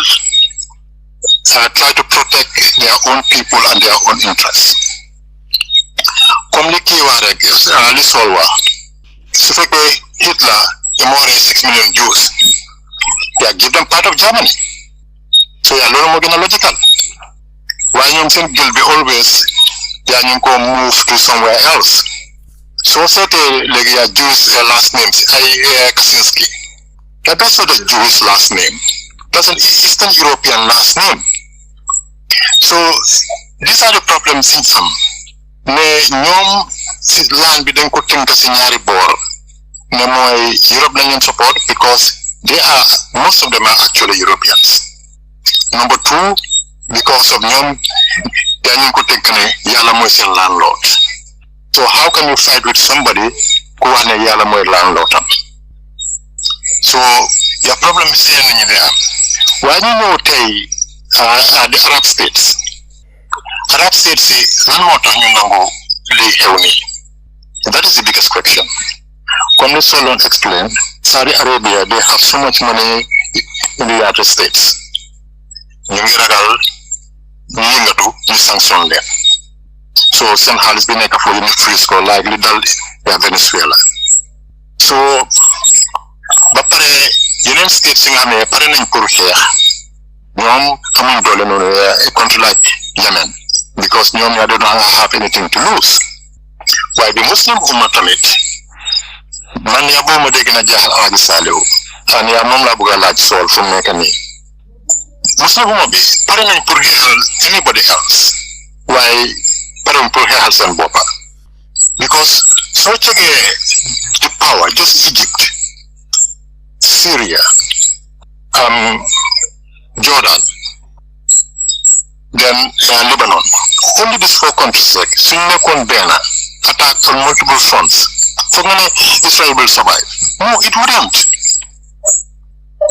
Why? Those are the fundamental questions in your large. Not only America, because in your like America, why America must have won war. When the Cabo must have for war. Since time of Vietnam, then you go gis nga ne war bi mujjé Iraq nga ne fele Afghanistan mu nga fele xam nga then Syria nga ne so ya dëkk yi duga yépp dañu dem yaaxa Somalia nga ni and with these people tamit the same thing. So man ya lolu ma suma question bi sol lan moo tax Arab states exactly or Muslim states look, Lee has to stop because you know almost more than 50 resolutions. I don't see d'accord. Somebody went to the UN. No, Mr. Boyd, so come mu tontu, yang ko like question, so come mu tontu dina ba. So tontu. Waaw man njëkkee ci jërëjëf Mr. Mbodj na nga def ak family bi man njëkkee ci Jews yi nekk Jews yi jógee Europe yi nga wax and it is very true because 80% of Jews yi yëpp Europe lañ jógee mooy ñu ndew ooye Ashkenazi Jews yi Ashkenazi in Jewish Hebrew medieval Hebrew term mu ngi mean Germany Germany lañ daan ooye Ashkenazi léegi bu gaay li fi ne migrate ñu bari ak yooyu noonu so ñu ooye leen Ashkenazi Jews mooy 80% mooy ñoomi Netanyahu mi nga gis ak blue eyes waaye obviously ñun ñëpp xam nañ ne ñoom yonte yàlla Esa ak yooyu noonu yëpp they were not blue eyes ak yooyu noonu which is very true waaye soo gisee obviously soo gisee comme yow li nga wax lu ma la waxoon naa ko fi previously Israel soo ko laalee mu ngi mel ni laal nga America 7 October bu mu xewee yow Islamic countries yi nga wax noonu yëpp surround Israel yëpp nga ne suñ jógoon daanu ci kaw Israel ni ko noonu Israel dina leen dóorati comme naa just like nu mu leen dóoree woon 1967 because kon di nga gis American boots on the ground lu xew 7 October Joe Biden jël gaal seen military boats yi ni yëpp yónnee ko foofu noonu pour jox di support pare nañ anything suñ gisee just like li nga wax ni ñu bari ñoo support ci Israel o Israel ngi weak di nga gis American boots on the ground te kon direct confrontation la te loolu kenn bëggu ko with America gis nga nañ naka lañ def Iraq kenn bëggu direct confrontation sakatuma just like ni nga wax sa xaalis sa everything is in American banks gis nga naka lañ def ñoom suñ la mere naka lañ def freeze your assets naka lañ def Russia just recently over $350 billion of their assets have been frozen, or something like that, So lola, so ñoom suñ la mere, so lola time Muslim umma bi kenn bu ko ta am direct confrontation. Why obviously luy xew Palestine naxari na ku nekkut humanity ku nekkut Muslim sax ku nekkut sëriñ tam sax daf la naxari yaa ngi protest demonstration si fu mu nekk nii papa doole gi yëpp ay tubaab lañ ak yooyu ñuy génn di protest fu mu nekk nii because lu daan xew sax before li fe naka la saati pre social media era ñi duñ daan xam la daan xew ba tey jii ne sax am na ñu bari ñoo xam ne ñi news bi sax duñ ko dégg dañoo gis reyante bi bombante bi ñu naan ñu la dee moom xeex rek te xamuñ sax naka la things demee so lii moo xew ane ko lii moo xew so lii mooy the problem. jërëjëf Mr Jawara su ne am direct confrontation with America. Mr Jawara fi mu nekk ñu daal di may Mr Ibrahima Ceesay Mr Ceesay ban laajte nga amal Mr Sol Jawara. waaw man tey nu amoon na question di waaye gannaaw saa waay dama aat waaw yónnee naa la li fi naka tudd benn message boobu lii doon ko. waaw gis naa ko mooy Mude Chai Vanunu moom mooy ki njëkk a blow the whistle ne Israel am neen ñu ngi bil nuclear weapon moom after gaay dem topi ko Mossad dal di ko kidnap from Italy indiwaat ko Israel dal di ko tëjoon nañ ko 18 years Vanunu foog naa mu ngi dunda bantey fi mu nekk mag la ma bugga rek Mr Ceesay nga yaatalal ñu foofu Vanunu fan la doon liggéey ak lan mooy li waraloon mu dem Italy ba gaay dal di ko fa jëlee indi ko back to Israel. Vanunu mu ngi juddoo Morocco si family Jews foofu la juddoo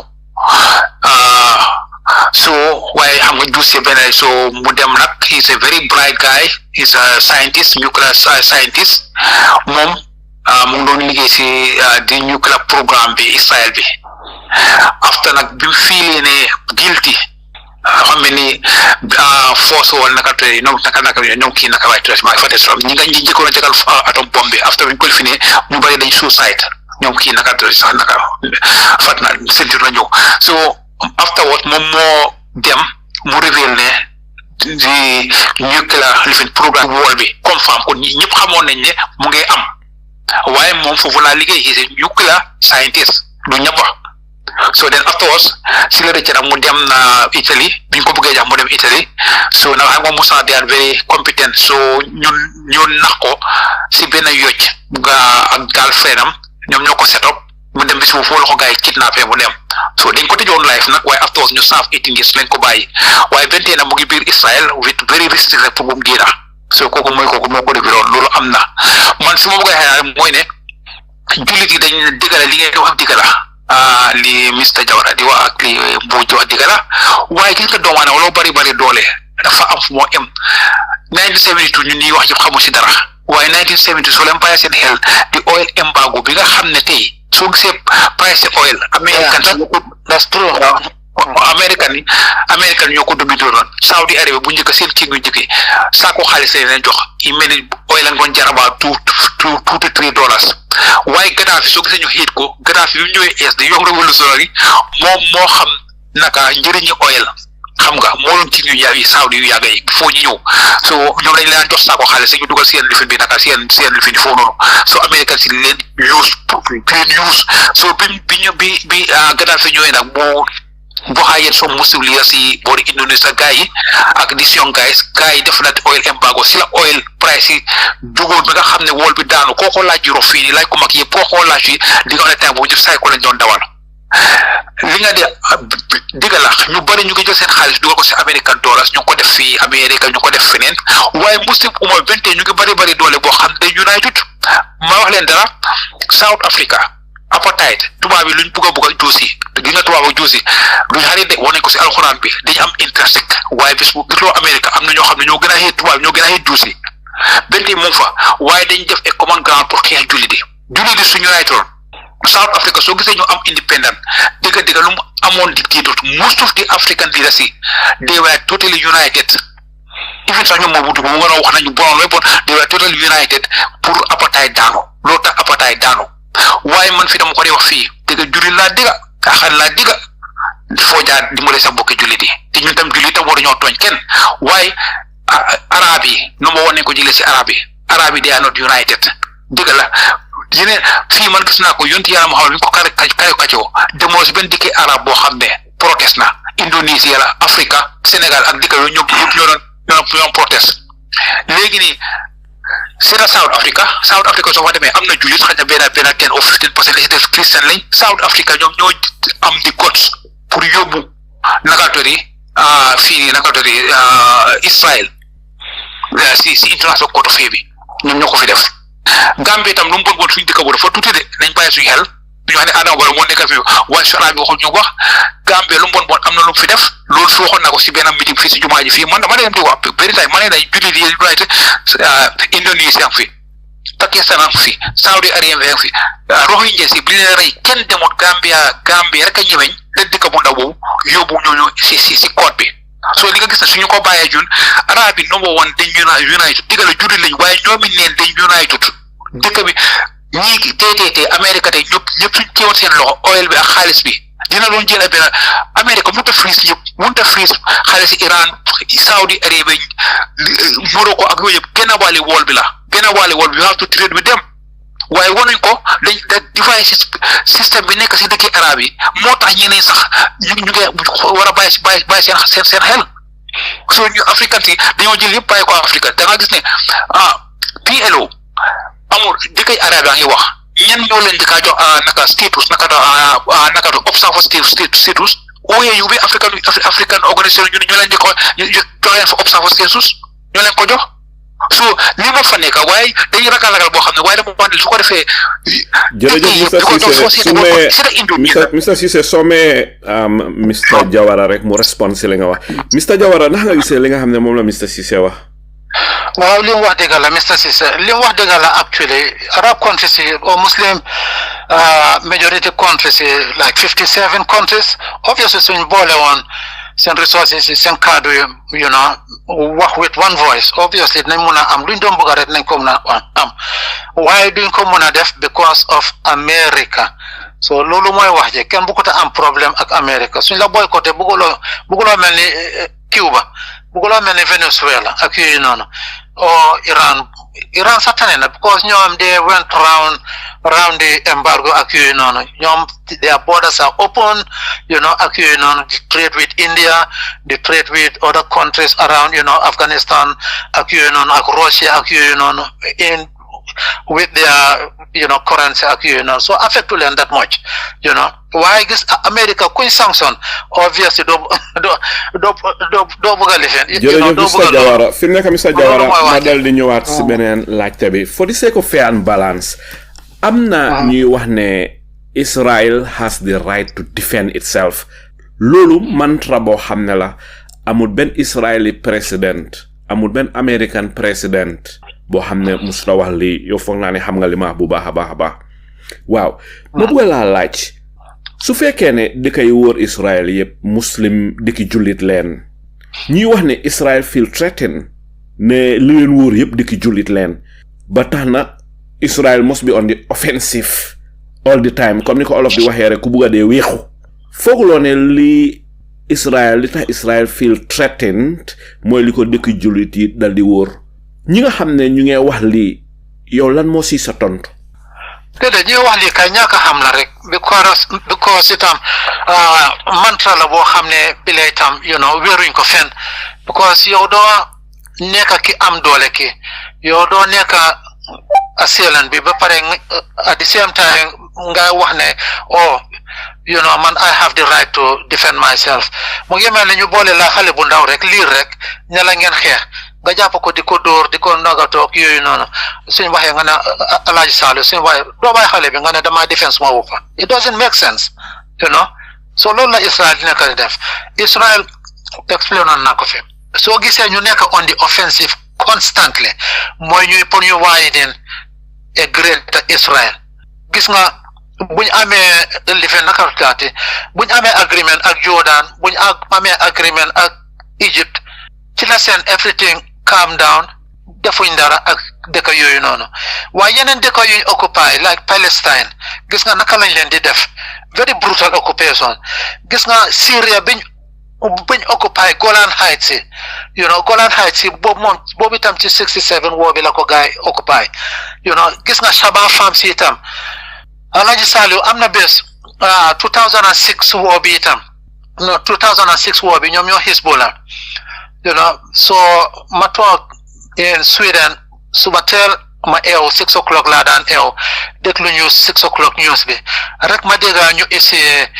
Jewish organisation bi in Stockholm seen chairman bi so ñu isi ko nag muy explain waaw ñi dañu bañ ñi dañu lifin ñu ñooy attack all the time they are terrorists ak yooyu noonu ñun amuñ jaama bla bla wax mun xarima bi bugga dee noonu laa jógee rek seen text to the radio station waa teguñ ci 10-15 minutes rek suma téléphone bi call so muy journalist bi mu ne ma Solomon ma ne ko ma ne ma gis naa sa text bi regarding this ongoing conflict Palestine ak Israel waaye yow yaa critical of this chairman ku fi ñëwoon de ma ne ko waaw loolu la ma ne ko because Hezbollah man dégguma sax kenn di ko dee wax Hezbollah they are formed simply in Lebanon simply because they are fighting for their territorial integrity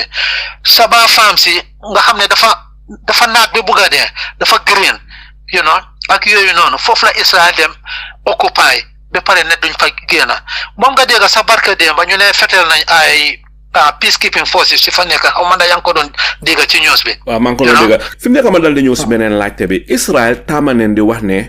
ñoom ñooy di only democracy in the Middle East ndax foog nga ne loolu dëgg la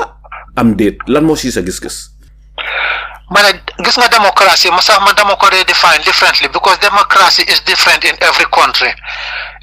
there is not 100% democratic country anywhere ci àdduna si amut gis nañ America seen démocratie naka la mel corrupt ba bugga dee gis nañ fii itam Angleterre fii nii gis nañ corruption bi ak yooyu noonu bu fi nekk ak yooyu yëpp so démocratie dañ ko wax rek am na yoo xam ne yi soo ko waxee o nga binda ko nga gis police yi ñëw kunkung sa bunti nekk lu tax nga binda ko ak yooyu noonu ba pare xam ne am nañ treason laws yi leeg yooyu noonu yëpp even though ne am nañ li freedom of expression nuñ ko dee waxee ak yooyu noonu ak démocratie waaye bente am na yoo xam ne yi duñ dee nangu nga wax ko am na yoo xam ne yi duñ dee nangu nga binda ko man mi am na ñaari article si ma binda since Israel conflict bi nii door Facebook dañ ko reject ñu ne bii duñ ko allow pour ñu publish ko ak yooyu noonu pour mu dem online ak yooyu noonu so loolu wax la rek ak yooyu noonu so Israel is not democratic gis nañ last month naka lañ def Al Jazeera even though Al Jazeera we are sending from the West Bank which is a Palestinian territory but obviously lan la Israel def loolu moo laa woon sax ne the entire Palestine is under Israeli occupation because dañ dem ci seen office bi nangu seen gadgets yeeg yooyu noonu yëpp permit buñ leen joxoon ñu cancel ko baan ko génnee leen dëkk bi ba pare dañoo wax ne démocratie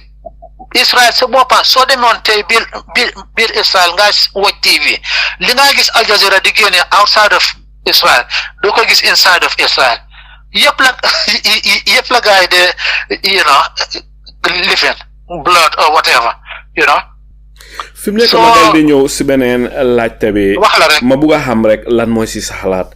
Israel ak America dëkk yu bari si dëkki tubaab bi tàmmaneen di label Hezbollah ne terrorist organisation la Hamas ñu ne terrorist organisation la. The Houthis in Yemen ñu ne terrorist organisation la. The resistance in Syria ñu ne terrorist organisation la. The resistance in Iraq ñu ne terrorist organisation la. Ma bëgg laa laaj rek organisation yi sa dëgga terrorist organisation leen na freedom fighters leen. No, xam nga West bi moo tax may dee wax ñi all the time ñuy dee use seen brains because West bi luñ nekk di ko woy luñ nekk di isi ay suñ isi ay terminologies ak yooyu noonu su ko defee yow all of a sudden nga pick ko up rek yooyu itam doo di wax loolu noonu ca fekk lu ñoo wax sax is totally wrong. America buñ doon fight for their independence, American lifin the groups you don't fight British foofu noonu they were called terrorists. ANC gis nañ ñoom Nelson Mandela they were termed as terrorists even by UK ak yooyu noonu ak America ak yooyu noonu they were termed as terrorists. So yooyu terms yooyu sax moom ignore ko sax moom ak yooyu noonu yéenay moo dee gën because moo tax ñoom itam groupe yi nii nga wax yi nii ñoom itam isi nañ seen own terminology. This is axis of resistance lañ ko ooyee ñu ne ñoom they are axis of resistance, they are resisting occupation, they are resisting colonialism. ñoom loolu lañuy fight for te everybody that is understandable. Loolu makes more sense than di talk rek because of nit ki laaj ko loo ko rek or demut salifin rek agenda rek nga ko ooyee terrorist di ko label it doesn't make sense. A few months ago, Israel daldi attack Syria si Iranian embassy bi nga xam ne moo nekk Syria rey fa ay Iranian personnel. Loolu mooy waraloon Operation True Promise 1 Iran daldi launch over 200 ballistic missiles biir Israel loo xam ne musuta xew. Attaque boobu Israel daldi attack Iranian embassy bi nekk Syria daldi fa rey ay personnel. Ma bëgg laa laaj rek, does that constitute a terrorist attack? Ndax du terrorist attack si sa gis-gis? Israel lu ñoo def yëpp seen opérations yëpp Alaaji Saliou mën naa la wax ne 100% yëpp terrorisme la. Gis nga lifin pages attacks yi ni ñu def Hezbollah ak yooyu noonu loolu yëpp terrorisme la. Attaque bii ni nga wax ni to the Iranian embassy in Syria that is against international law. Rey ci ay Iranians ba pare rey ci ay 16 civilians ñoo xam ne ñi they were just I mean around the vicinity ak yooyu noonu ñu reyaale leen ak yooyu noonu that is all against international law. am na lu Israel ñu ne loolu du terrorist attack. Israel ñoom giseewuñ ko ne ñoom ñu ngi commit terrorist activity. ñoom dañ ko gisee ne ñu ngi defend seen bopp ñu ngi ko def in the name of defending Israel ndi te dañ doon plan pour attaque Israel moo tax ñu def loolu pour preempt leen seen plan si di materialize. noonu nga xam ne noonu la ko Israel gisee lan moo si sa gis-gis? Loolu is the wrong response actually because simply embassy bu nekk consulate bu nekk dang dee am military or intelligence attaché ndax du te loolu it is allowed under international law. So they preempt anything an attack like that di wax ne waaw ñi military personnel yi dañ fa nekkoon pour plan an attack. It doesn't even make sense because xam nañ ne Syria foofu noonu musuñoo attack Israel di cross over border bi pour attack Israel musuñ koo def so loolu wax la rek so moo tax seen excuses yi nii yëpp most of them even don't make sense. Most of them don't make sense actually, So embassy boo dem am na military, am na intelligence attaches, that doesn't mean da nga war a dem rey ñooñu or or whatever. I mean, it doesn't even make sense. Loolu wax la rek. Bu ñëwee July gannaaw boo xamee ne Iran elect neen président bu ees di Mahmoud Pezeshkian. Iran dal di invite Ismail Haniyeh mi nga xam ne mooy di leader of Hamas mu nekk a state guest si nguuri Iran. Guddi jot mu dal di dem tëddi ñu dal di ko yóbbu si benn safe house boo xam ne it is secured by the Iranian IRGC nga xam ne place bu mel noonu wax dëgg nit ñi àddina si nañ koy seen secure foofu wéy sax mënu fa naaw te Iranian si xamuñ ko. Ismail Haniyeh jamono yi yëpp mu ngi doon négocier ak Israël pour ñu négocier a ceasefire moom ngi bokkoon si négocier et ceasefire pour ceasefire am pour conflict bi dal di jeex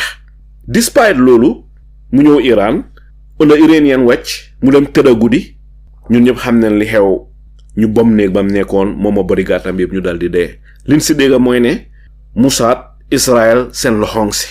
naka la lii mu ne xew ñu bari jaaxle ba nga xam ne fi mu nekk am na benn Iranian général boo xam ne sax si jamono yi ñu leen nga xam ne he is under house arrest ñu naan dee na ñu naan dafa am heart attack so bi nga xamee ne lii xew na ñu dal di rey Ismail Haniyeh Iran ne dina retaliate waaye retaliation boobu sax Iran nga ko doon waaj ba nga xam ne ñun ñi Iranien di den mer si biir loolu ñu dal di reyaat Hassan Nasrallah si la Iran door a jóg def opération True Promise 2 mooy 1st of October bi ñu jox gannaaw 181 ballistic missiles yi nga xam ne ñu ngi leen loñ from Iranian soil biir dal di ko loñ biir Israel ma bëgg laa laaj rek su fekkee ne Israel ñoom ñoo rey Ismail Haniyeh biir Iran does that constitute an act of war or not si sa gis-gis well loolu kay an act of war la because like First World War bi loolu ko startoon you don't do some of those things these things are against international law actually you just cannot do that Ismail Haniyeh was killed on the 31st of July you just don't do that so waaye gis nga Israel seen lifin yi nii yëpp I mean dañ am human intelligence capability fu nekk gaay I mean am nañ fa ay nit yu leen di jox information ak yooyu noonu looloo tax ñuy mën a def assassination si nii yëpp dañooy dem ci ron ñu ngi def seen opération si lan mooy sa gis-gis si ñu wax ne Israel dafa infiltrate Iranian army bi am na ñuy wax ne Israel dafa leen infiltrate lan mooy si sa gis-gis mun naa am actually because Iran dégluwoon na tan yaaku 2 weeks ago lu mu wax mu ne amul fen ci Middle East bi ñoom fuñ infiltrated luñ bëgg a def mun nañ koo def he said that just 2 weeks ago bi nga xamee ne Benjamin Netanyahu wax na loolu maa ngi ko fàttaliku maa ngi ko doon seetaan live bi moo wax ne there is nowhere in the Middle East that Israel cannot reach fooguloo ne loolu tamit fooguloo ne speech boobu is not helpful fooguloo ne yeneen Arabs yi dinañ ko gisee as a threat well for them they don't care because they have fully American backing so loolu mooy wax bi waaye xam nga Iran especially Benjamin Netanyahu since mu ñëw as a politician 20 years ago number one aimam mooy America fight against loolu la jote woon Obama itam pour America fight against Iran because fu mu nekk nii bëgg na pour Iranian nuclear programme bi ñu lifin ko moom nga dégg Joe Biden barka déema mu ne ko su dee yaa ngi fay ko yaa ngi retaliate tam su dee Israel is retaliating bul hit the nuclear program or the oil program because loolu sax oil program bi loolu obviously interest yu Joe Biden la because then I mean oil prices will skyrocket and Americans will vote against Democrats ak yooyu loolu la bañ moom itam ak yooyu noonu waaye soo gisee itam Iran ñoom itam because ñu bare nga criticize Iran waaw Israel ngay def lii ñoom Iran fay ko wut ak yooyu noonu Iran sax soo gisee ñuy fay ko sax moom yooyu noonu ak yooyu noonu yëpp di def loolu yëpp pression bi moo tax waaye obviously Iran buguta fay ko because then they stand the risk of losing their nuclear program boo xam ne probably am nañ ko already or months or weeks more des ñu am ko so they don't want to get themselves in direct confrontation with America. kontaan naa ne wax nga mbiri Iranian bomb bi Mr Jawara ma bëgg laa laaj rek ndikte Iran bu yàggut am na lu xew Iran daal loo xam ne Tehran yëngatu na suuf si yëngatu na te ñu ne yëngatu bu mel noonu nuclear test rek moo ko dee cause Iran nag am na ñuy wax ne am neen nuclear bomb ñi naan they are very close to having the bomb ñi naan am na ñuy wax ne sax Iran ñoom ñu ne daal nuclear bomb is against their religion ñoom daal ñoom xalaatuñ loolu waaye nag dafa mel ni ñu ngi bàyyi the people in the dark ñun ñaa ngi speculate amun si lu ñu set am na ñuy wax ne sax Iran am nañ ko ba pare am na ñuy wax ne fan yi test bi def nuclear test la woon which means ne Iran am na nuclear bomb si sa gis-gis foog nga ne Iran am na nuclear bomb ndax amul nuclear bomb man ci ñu wax loolu ci laa bokk because nuclear bomb bi Iran experts yi yàgg nañ di wax ne oh des na 1 year oh des na 2 years oh des na 6 months ñeneen ñi naan oh des na 3 months ñeneen ñi naan oh des na 2 months and that was a long time ago. Obviously Iran fu mu nekk nii because UN nuclear agency bi fu mu nekk nii dematuñ fu mu nekk nii di dem di def visiting sax yooyu noonu so obviously bu Donald Trump ñëwee def embargo ak yooyu noonu. yow lan nga gëm yow da nga gëm ne Iran am nañ ko ndax amun ko yow lan mooy ci sa personal opinion. dama gëm ne am nañ ko already. waaye ñu ci foog nga ne America xam nañ loolu. waaw obviously. foog nga Israel xam nañ ne Iran am na nuclear bomb fi mu nekk. ñaan America. ma ne ndax foog nga ne Israel xam nañ loolu. waaw xam nañ ko. ok su fekkee ne Israel xam nañ ne Iran am na nuclear bomb ba pare ñoom Israel xam nañ repercussion bi li nga xam ne mooy nekk di consequences su fekkee ne attaque neen Iran su fekkee ne Israel xam nañ loolu foog ne Israel dina attaque Iran. Israel will do anything Alhaji Saliu Israel dégguloo Joe Biden di wax Israel they following anybody Israel repercussions of them bombing whatever they don't care ñoo su dee Iran am nañ bomb bi itam mu ngi nekk ci initial stages yi pour nga xam ne bomb bi nañ ko mën a def on a missile ak yooyu noonu mu nekk a nuclear warhead su ko defee xëy na ci stage boobu la ñoo war a tollu right now man loolu laa gom daal. jërëjëf Mr Jawara fi mu nekk ma dal di ñëw si Bura Diba Bura ban laajte nga amal Mr Jawara. waaw maa ngi doon déglu ma duga see understand si topic bi ngeen nekk lii nag topic bi nekk na lu nga xam ne lu nit war a wax la Alhaji Saliou especially ñun ñi nga xam ne sax ñu ngi si Europe bi man ñi ma dee liggéeyal dañ si dee waxtaan bu baax a baax dama dee seetaan Al Jazeera bi parce que foofu nga dee amee li nga xam ne mooy dëgg maa ngi dégg Sol Jawara mi ngi waxi fi Al Jazeera seen lifin si journaliste yi nga xam ne ñu ngi leen tàggat ak li xew fële li xew Palestine foofu gars yi tëj yooyu yëpp dégg nañ ko ñun yëpp nekk na lu ñu bétti waaye comme lu Sol wax tamit si foofu lañ toll mu mel ni Amérique ñooy baak Israël loolu nekk lu bétti parce que li ko waral mooy réponse yi nga xam ne moom la Israël am loolu moom moo tax mu xaw a métti si even Iran maa ngi dégg saa yi mi ngi wax tamit Iran waaye ñu ñëw si comme Europe fii because li ñu understand mooy Sol mun nañu njëkka bala ma see duga ñaata nuclear weapons moom la ñi am Russia am ak America ak NATO bi because dafa mel ni war nañoo mun a doo di ragal lu tax ma ne ñu ragal mooy gis nga nuclear weapons yi ni ñi amee especially ko Russia soo gisee xeexi Russia bi yàgga nii ñi xam nañ ne li ma understand Russia am nañu almost more than 5,500 nuclear weapons so te xam nga nuclear weapons yi dafa des am na yi nga xam ne loolu suñ ko lancé mënuñ ko intercept dafa dem so te Israël tam mi ngi amee loolu te loolu tax gaay bañ Iran mu am soo gisee Middle East bi mu métteeg ñeneen ñi fa nekka lii la gaay amut su gaay amoon lii rek Israël dina xaw a xalaat lan la war a def because li nga amee su fekkee man tam loolu laa amee xam nga soo ma laalee ma laal la su ma lancé dara yow mënuloo ko intercept yow tamit soo lancé ma mënuma ko intercept bu boobaa ku nekk di nga bàyyi sa xel loolu tax xeexi Russia bi muy yaaga te likely ne dina gën a yaaga because America ñoo Japan déma maa ngi xool Al Jazeera so ñi ngi wone Japan ñi nga xam ne seen woo bi gaay America bu America usé bu demee America discourage ba bugg a try pour force gaay pour ñu sorenda America dafa use atomic bomb boobu noonu which is lu nga xam ne àndut ak loi so mu mel ni Russia tamit suñ demee ba soona si loxo ñi mun naa am gaay use loolu te su ko gaay usee ne mu ngi ko amee so loolu mun naa indi big problème ñu nekk si Europe boo oytuwul ñu bari dinañ daw dem Afrique bonte because the moment affaire yi àgga si level boobu rek ñii dinañ ko use Russia mun na ko use moo tax gaay di ragal so Israël tamit lii gaay di pousse yëpp Iran la gaay di target because maa ngi dégg Sol mu ngi koo wax Iran su amee demee ba am like nuclear weapons yu bari comme North Korea so ñii dina leen jox problème Israël dina doon di am problème so maa ngi dégg Sola ngee wax ne likely ne ñi am nañ ko naka di Israel Iran am doon nañ di ko am o mu ngi si jos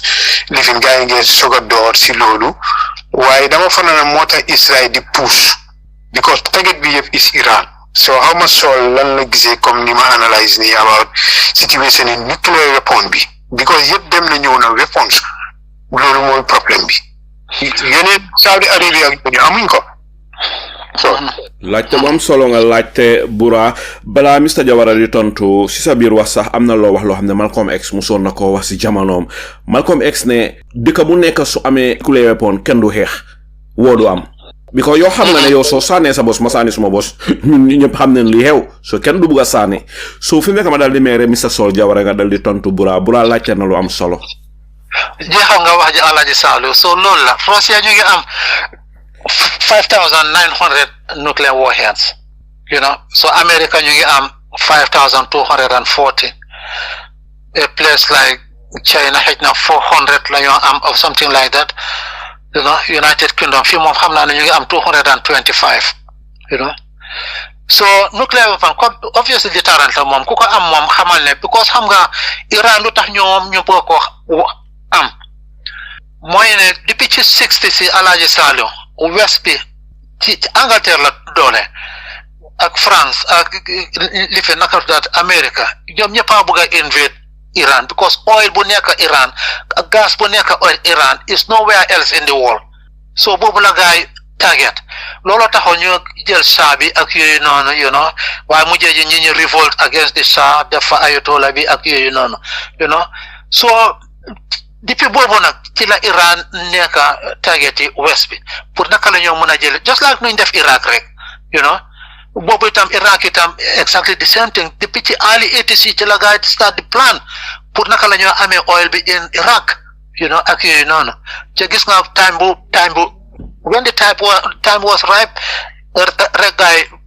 door in ne Saddam Hussein dafa bokka Bin Laden 9/11 ak yooyu noonu mujjee ji ñu prove loolu wrong ñu ne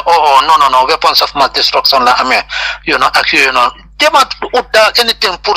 fu mu nekk ni ñoo wax ni almost over 80% of Iraqi oil léegi mu ngi dem ci America loolu la gaay bëggoon so loolu la gaay bëggal Iran loolu la xam loolu tax Iran bëgga nuclear weapon bi because just like Alaaji Sall li nga wax deterrent la ku ko am moom kenn du la attaque loolu la so loolu la Israël nag bañ di Israël xam nañ ne kon Iran nu ñoo solidarité bu ñoo am ak Palestinians yi kon loolu dina jeex obviously ndik suñ xamee ne Iran dinañ mën a smuggle a nuclear warhead to the Palestinians te loolu moom loolu big problème yi Israël la lu tax sax Palestinian country or state mënut a am sax one of it loolu ci la bokka mbokk yi ñu ngi waxtaane Middle East bi diggante Palestinian yi ak Israelis yi waxtaani tey bi soo gisee ñu def ko den def waxtaan bi pour bëgg a ñin ñi xam li nga xam ne mooy xew su demee na ba xam ne fa mbir mi taajoo àddina si yépp suñu warugal la pour ñu fexe jàmma dal di del si Palestine jàmma dal di am diggante Israelis yi ak Palestinian yi jàmma dal di am diggante Christian si diggante Jews si di yahut yi ak ñun muslim yi jàmma leen bugga si àddina si waaye jàmma jooju du mun a am mukk filee dëkk yu mag yi nekk si àddina si ak buur yi ak président yi nekk si àddina si jéemu na jóg wax dox ay jéego jël ak jéego pour jàmma mun a am nite fi àddina si tollu tey is very very dangerous it is extremely dangerous ba nga xam ne suñ eewoo suba yàlla traité ko yàlla bu mu am nuclear war dal di xew ñun ñu waru na surprise nite fi àddina si tollu la waaye balaa lii yëpp di xew am na luñ war a def li ñu war a def mooy ñu wax jàmma dox jàmma te ñu war a jiite loolu mooy dëkk yi gën a am doole si àddina si waaye su fekkee ne dëkk yi gën a am doole si àddina si ñoom ñooy ruux bon dëgg problème am na bon war nañoo jaxle jàmma moom leen bugga diggante chrétien yi yahuut yi ak jullit yi ñun lii mooy li tax ñuy def programme yi tey bi te programme yi tey bi ñu ngi koo def te tamit di àddina si buur yi nga xam ne ñu nekk si àddina si di ko njëkkee ñun suñ dëkk Adama Barrow bi nga xam ne moom mooy di chairman of the OIC na jóg am na lu bari lu mun a def am na ñu bari ñu mun a waxal am na tamit ay jéego yu bari yoo xam ne mun na koo def in his capacity as the chairman of the OIC. bu leen underestimate situation yi àddina si de is very very dangerous ba nga xam ne fu njaar waxtaanee ko si jàmm ñu seet naka la ñoo mun a def jàmm dal di dellusiwaat si àddina si for the sake of fair and balance ndigte waxtaan ñi ni moo demee tey mooy dama seet ni Israelis di xalaatee ma jëlee question foofu seet ni arab si di xalaatee ma jëlee question foofu seet ni resistance movement bi ak xam nga laajoon naa la fi ndax ni Israel gisee Hamas ak Hezbollah ndax terrorist organisation la loolu laajte naa ko fi bi ko dama bëgg a xam tamit Israel on their point of view ni gars yi gisee resistance bi ak ni ko muslim world bi den gisee Hamas ak Hezbollah as organisation yoo xam ne they belong to resistance comme ni ko Iran di ooyee the axis of resistance xam nga George Bush moo fi coin on the axis of evil Iran tamit dal di ñëw ne this is not the axis of evil but this is the axis of resistance ñun ñëpp xam neen am lana tax gars yi dal di choose wax jooju ñu ngi wax counter rek li nga xam ne moom la George Bush dal di waxoon waaye dafa am loo xam ne America tàmm na di ko wax dama bëgg a xam ne la mooy sa gis-gis America ñu bari si ñoom tàmm neen di wax ne nuclear weapon in the Middle East is very dangerous because the Middle East is already a place that is very very volatile nekk na area boo xam ne is very unpredictable ba nga xam ne dañ war a keep nuclear weapon from the Middle East waaye su fekkee ne America ñu ngi wax lii ba pare Israel am a policy boo xam ne duñ confirm te duñ deny am neen ko ndax amun ko Israel ñoom confirm ndax am neen ko dinaayuñ ko tamit weddiwuñ ko waaye waxul na ñu ngi ko am waaye àddina si xam neen li nga xam ne mooy li xew ok am na ñu wax ne arab si am neen right pour feel worried ne Israel du mun a nekk di only nuclear power in the Middle East su ko Israel amee den ñoom itam war nañ ko am if it is good for the goose it's also good for the gander ma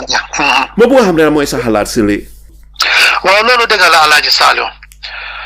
Iran loolu la just like li nga wax previously rek ne deterrent la obviously ku ko am duñ la lifen Saudi itam waxoon nañ ne ñoom itam dañ ko am gannaaw Iran dañ ko am ci ñoom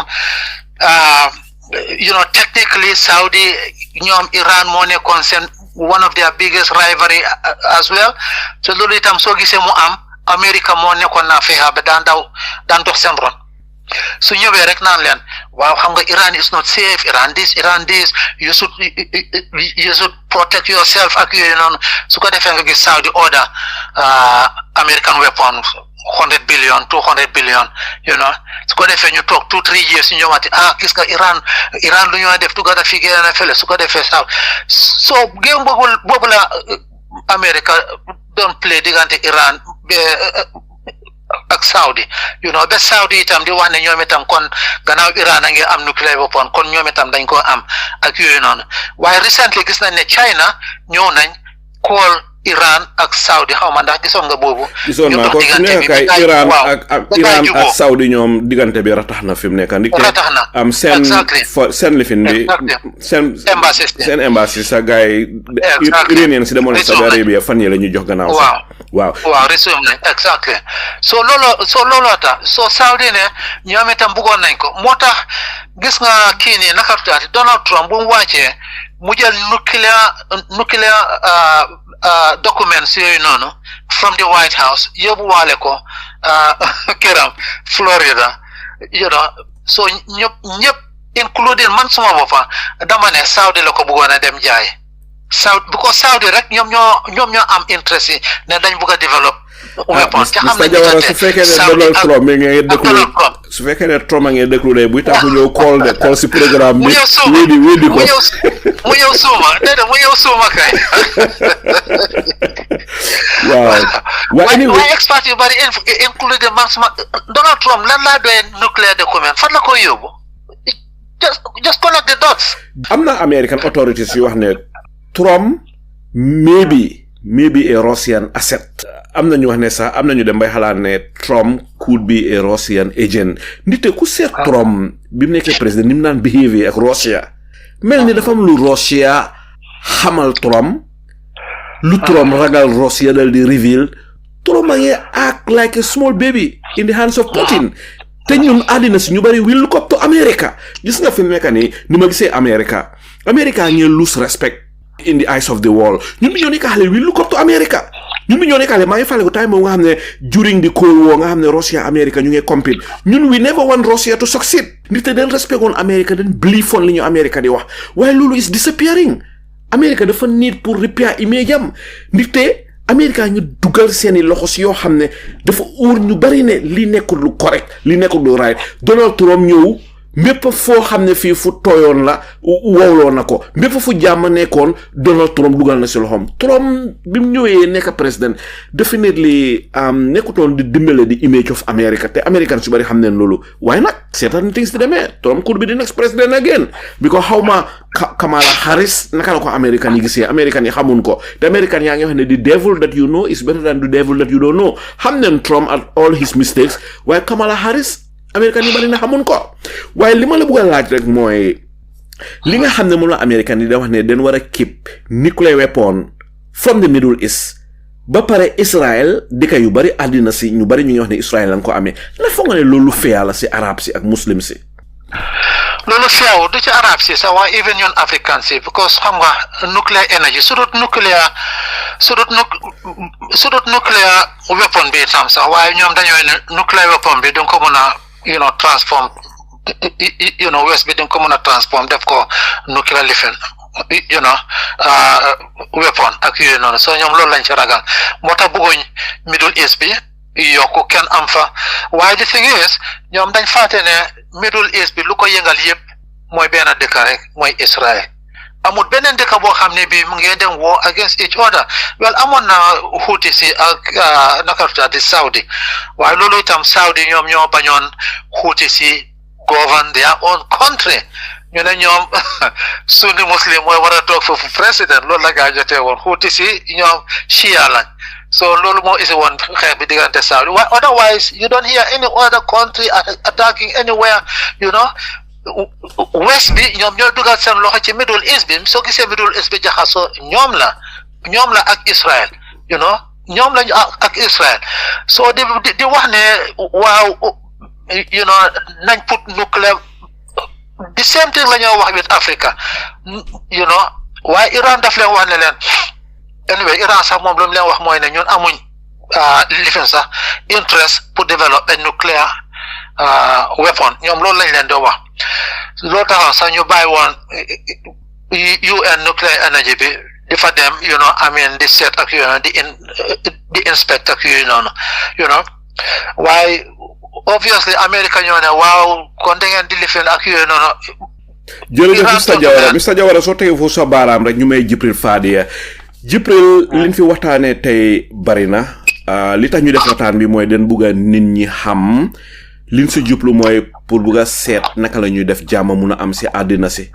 ñu xam problème bi ni moo demee su ko defee ñun ñëpp ñu work towards peace so dañoo def waxtaan bi pour seet la nay di problème suñu xamee problème bi ba pare ñu find the solution so si solution bi fa la ñuy mujjee si waxtaan bi waaye ma bugga laa laaj rek Jibril si li nga jot a déggaagum ban laajte nga amal Mr Jawara ak lan nga bugg a yokk si waxtaan bi Jibril waaw jërëjëf maa ngi nuyu suma brother Mr Jawara ak ñoom Babacar Mbodj ñu nekk fii fanaa ñoom Brady Bala maa ngi leen a nuyu yéen ñëpp si programme bi di nuyu déglukat yi yëpp li ngeen a waxtaanee ni jaama dafa very important ci àdduna si loolu lañ nit ñun ñëpp pour dëkk si jaama te Middle East bi nekkuñ si jaama te li ma waxoon rek mooy ñax bu wow mun naa lakk bu tooy pour wone ne rek ñi la ñoo am problème ñun ñëpp ñu génnee si suñ loxo seetaan leen loolu dafa doy waar especially bi nga mentionné président Adama Barrow bi ñëwee OIC bi Gambia lañ ko defee spend nañ ci lot of money Muslim states si dal di ko jox chairman Jawara bi moo nekk lifin OAU bi wala muslim si buñ ko jox pour mu envoy dox na seen diggante bu baax li moo nekk président Gambia sax te appoint ko dox na diggante Iran and Iraq ba jàmm fu mu dégg dara rek daf daan jóg kon président Adama Barrow lañ war a njëkk a ne ko look lii mu ngi happen te gisuñ la fenn moom moo waroon a nekk at the stage at the middle nekk ni moom moo si waroon a nekk ba ñëpp xam ne kii mooy chairman yi OIC bi because li ci gën a ëpp mooy Islamic State yi foofu la gën a bari te kon bu fekkee ne lii mu ngee dem te ñooñu ñoo ko def ñu ngi am problème dafa war a jóg dugal ci loxoom warut a toog seetaan te man seetaan laa ko gisee because amul benn action boo xam ne gis nañ mu def ko waroon naa jóg tey dem Israël waroon naa jóg dem Amérique waroon naa jóg dem Russia waroon naa jóg dem Qatar ñi nga xam ne ñoom ñoo amee affaire bi ak Syria ak fële na le naka la Saudi waroon naa jóg dem ci dëkk yooyu noonu yëpp ak Turkey because li happen léegi mooy kii dafa sotle kii sotle kii America yaaga naa support Israel te ñoom dañu wone unconditionally bu ñu rongee bu ñu raaytee ñoom dañoo taxaw pour Israel loolu mooy problème bi because Israel America dafa bëgg mu am doole ci Middle East bi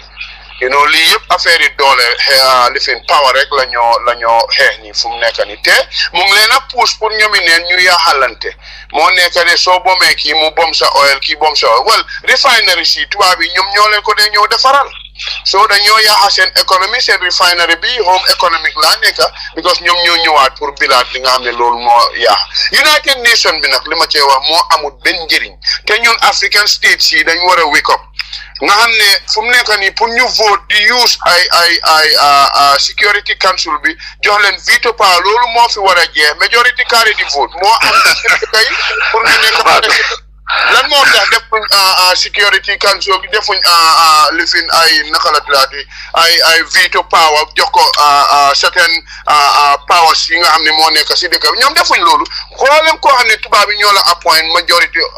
carry the vote la loolu mooy démocratie lan moo tax loolu introducing ko si United Nations bi gannaaw 150 countries dina accept to do something 1 or 2 countries taxaw rek bañ ba pare ñu ne loolu moo fi war a taam loolu laa bëggoon a yokk rek si Mr Jawara li ngeen wax am na solo waaye ñun ñoo war a wake up especially Africa 54 countries ñuy leen a wax ne dañ leen a débo si sécurité am te jox la yàppa te amuloo buñ loolu ban njëriñ la am amuloo benn veto power si boppam moo fi war a jeex Alaaji Salim jërëjëf Jibril wax nga lu am solo Mr Jawara mu nga xam rek mooy sa response Jibril wax na lu am solo well wax na lu am solo United Nations waaye xam nga moom mu ngi just like moom mu ngi carpet criticize the entire United Nations Security Council bi ka nga war a criticize because United Nations all the other sectors are working bam the Security Council bi foofu moo doxut foofu mooy the problem because of nuñ ko created one after Second World War bi mooy 5 permanent members yi ci ñoom ñoo responsible pour peace and security around the world ñoom ñoo responsible pour peace and security around the world so loolu mooy wax je yow feneen fu mu doon wax mooy General Assembly bi just like last week or 2 weeks ago the guy voted on 140 something countries against Israel while loolu advisory living la advisory rek la woon du dee whole water so full whole water daal mooy ci Security Council bi 5 permanent members yi ci ñëpp dañ war a d'accord ak yooyu noonu pour dara mun a xew so loolu lañ fi war a génnee man depuis ci ATC maa ngi koy wax kii nii naka daati Kofi Annan bu mu ñëwee looloo nekk comme first priority am amut lu mu defut depuis mu wàccee tout temps mi amut lu mu defut pour Security Council bi mun a change waaye koo wax rek muy America 5 permanent members yi ku nekk kenn bëggut a change ñoom daal ñu ne fuñ ko fa jàppa nañ ko fa jàppa su ko defee ameen gis nañ àdduna si naka la mel dara duy dox jërëjëf Mr Jawara te Mr Jawara wax dëgg mbiri Security Council bi African head of state yu bari voice nañ seen concern ne things has to change because su fekkee ne United Nations bugga neen dëkk yëpp gisee leen ne ñu am credibility leen definitely the United Nations has to be reformed because ni things di demee mun naa tasa yéen a dëkk yi sax génn si United Nations bi dem join yeneen organisation di te gis nga BRICS gis nga Organisation of Islamic Cooperation bi moom is next to the United Nations because of dëkk yu bare fa nekk so United Nations has to be reformed Mugabe wax na ko ne the Security Council must be reformed because mënu na am rek few countries am the power veto power ba pare by at rest of the world Africa ñun amuñ ko loolu is very very dangerous loolu feewut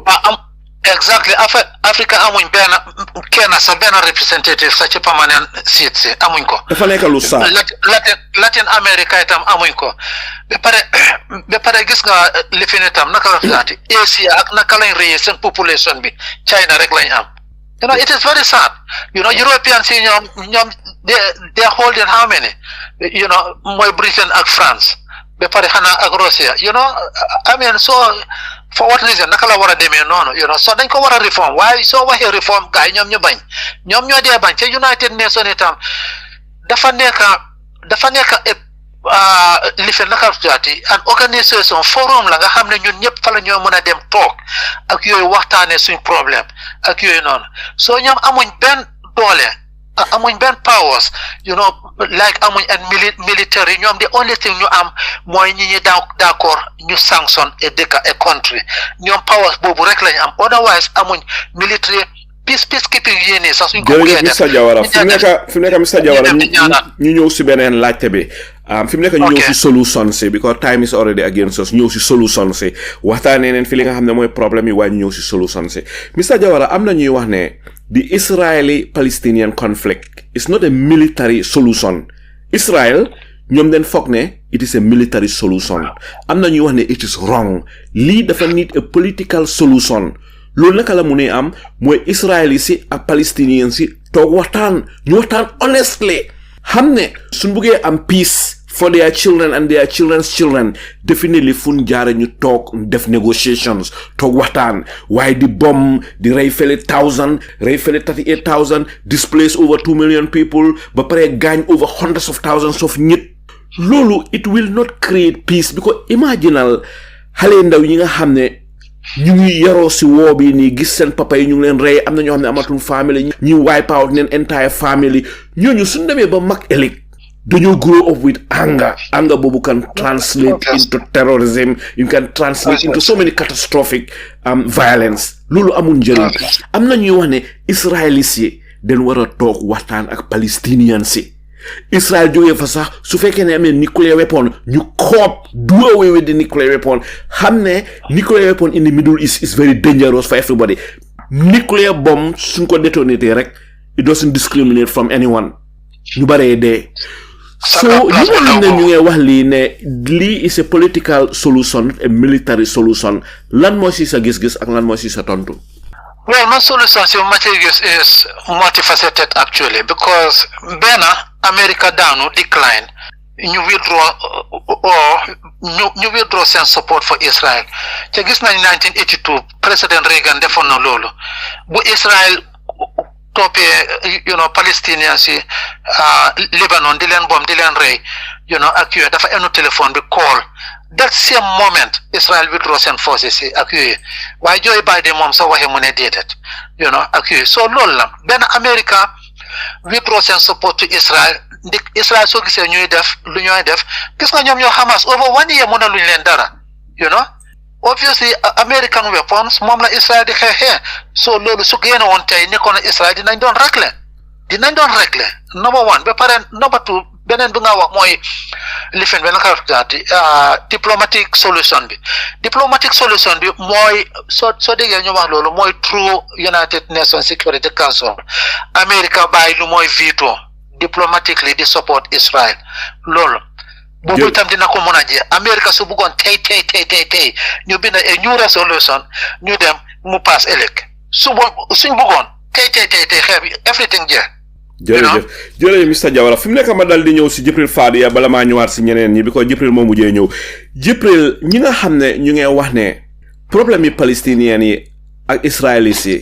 mun naa jeex tey su fekkoon ne toog neen waxtaan su fekkee ne America pare na pour doxal dëgga bam problème bi dina jeex tey am na ñuy wax ne dafa am dëkk yu bari ñooy téele Israël teg si doole ak ñi nga xam ne ñu ngi wax ne the solution to the problem is not a military one it's a diplomatic and a political one yow lan moo si sa gis-gis ak sa xalaat Jibril. waaw jërëjëf li nga wax mooy dëgga ñun ñoo si jàppa USA ñoo si jàppa te seen interest moo fa nekk because buggu ñoo suñ luusee Middle East bi pour di leen bañ a may jaama pour ñu jënd weapons si ñoom di leen boole ñuy xeex comme ni ko Mr Jawara waxee di leen supply weapons kon da ngaa gis ne xeex bi dina jeex waaye ñoom loolu seen compagnies yi yëpp fii nii loolu la ñoo dundee because seen weapon companies yi yëpp ñoom la ñoo supply so ba pare ñoo leen a defar spy work foofu noonu waaye solution bi ñaar la diplomatie bi I don't think ne anga bi nekk seen diggante fu mu nekk nii diggante Israel ak Palestine góoma ne dinañ bëgg a toog dinañ mën a toog ba iron out solution waaye am na beneen solution bu ci nekk boo xam ne mun naa possible mooy arab yi nañ nekk benn bu arab yi nekkoon te benn léegi tey mu jeex muy li ma wax moo nekk Syria Jordan ak Yaman boobu noonu ak ñi naka la Egypte ñi nga xam ne ñoom ñoo dendoo Israel ñoo seexa na River Nile boobu noonu buñ ko close on léegi ñu close yëpp rek léegi tey mu jeex because fan ngaa jaar pour supply Israel is impossible suñ close on foofu noonu léegi tey mu jeex because si ban airspace ngaa jaar yu either nga jaar Saudi wala nga jaar Saudi airspace wala nga jaar Jordan airspace wala nga jaar Syria airspace impossible wala Liban wala nga jaar Egypt loolu rek la loolu moo surround ñi because the only side boo xam ne mooy water bi niveau baxru bi nekk foofu noonu géej gi ni xawma naka lañ ko dee ooyee sax the Nile River buñ closé foofu noonu Suez Canal buñ ko closé rek jeex na tak Israel doo naaw doo am lu la indi supply léegi tey mu jeex jarul sax ñuy sànni fetel jaru ko because you cannot go nowhere alaaji sànn waaw ba pare Jibril mu am rek laajte ma la bugg a laajaat bu yaagut Iranian si demoon neen dem neen visit Arab states yu bari Arab states yi di Gulf states Saudi Arabia Qatar ak yeneen dëkk ñoom ñoom agree neen ne su fekkee ne Israel dafa bugg a attaque Iran bu bom Iran ñoom dineen tëj seen airspace yi so loolu xëj na dina discourage Israel ba tax Israel liñ plan pour def ñu bàyyi ko li nga xam ne moom la Arab state yi wax ne dineen tëj seen airspace yi ba Israel du fa jaaree dem bomi Iran te Iran xamal na Arab state si ne any dëkka boo xam ne alaaw nga Israel mu use sa airspace yi pour ñëw bom ñu ñun Iranian yi dineen la target that is a declaration of war waaye li ma la bëgg a laaj mooy li arab si wax pour tëj seen airspace bi na foog ne lu baax la na foog ne li wane na unity among the Arabs am déet ndax dinañ ko def yàgg na ñoo wax lu mel noonu first day bi nga xamee ne gars yi dajee woon nañ waxtaan am na ay agreements yi nga xam ne loolu la gars yi def waaye after gars yi dañ ci génna Jordan daf ci génna Egypt daf ci génna loolu yëpp because of what America ñoo leen dee subsidize especially Egypt ñu ngi leen a jox $6 billion a year di leen ko dimbalee so bu fekkee ne loolu mu ngi continuer di am loolu duñ bugga loolu noonu am te ñoom ñu ngi sign agreement peace agreement diggante Anwar Sadat la woon foog naa ak kii naka la li fi ni prime minister America bi fa nekkoon so ñoom ñoo Yitzhak Rabin la xamaka ñoom ñoo sign on agreement bi léegi bu fekkee ne ñu ngi sign agreement boobu noonu ñoom itam bëggu ñoo break agreement boobu waaye xoolal li xaw Rafa dañ ñëw Rafa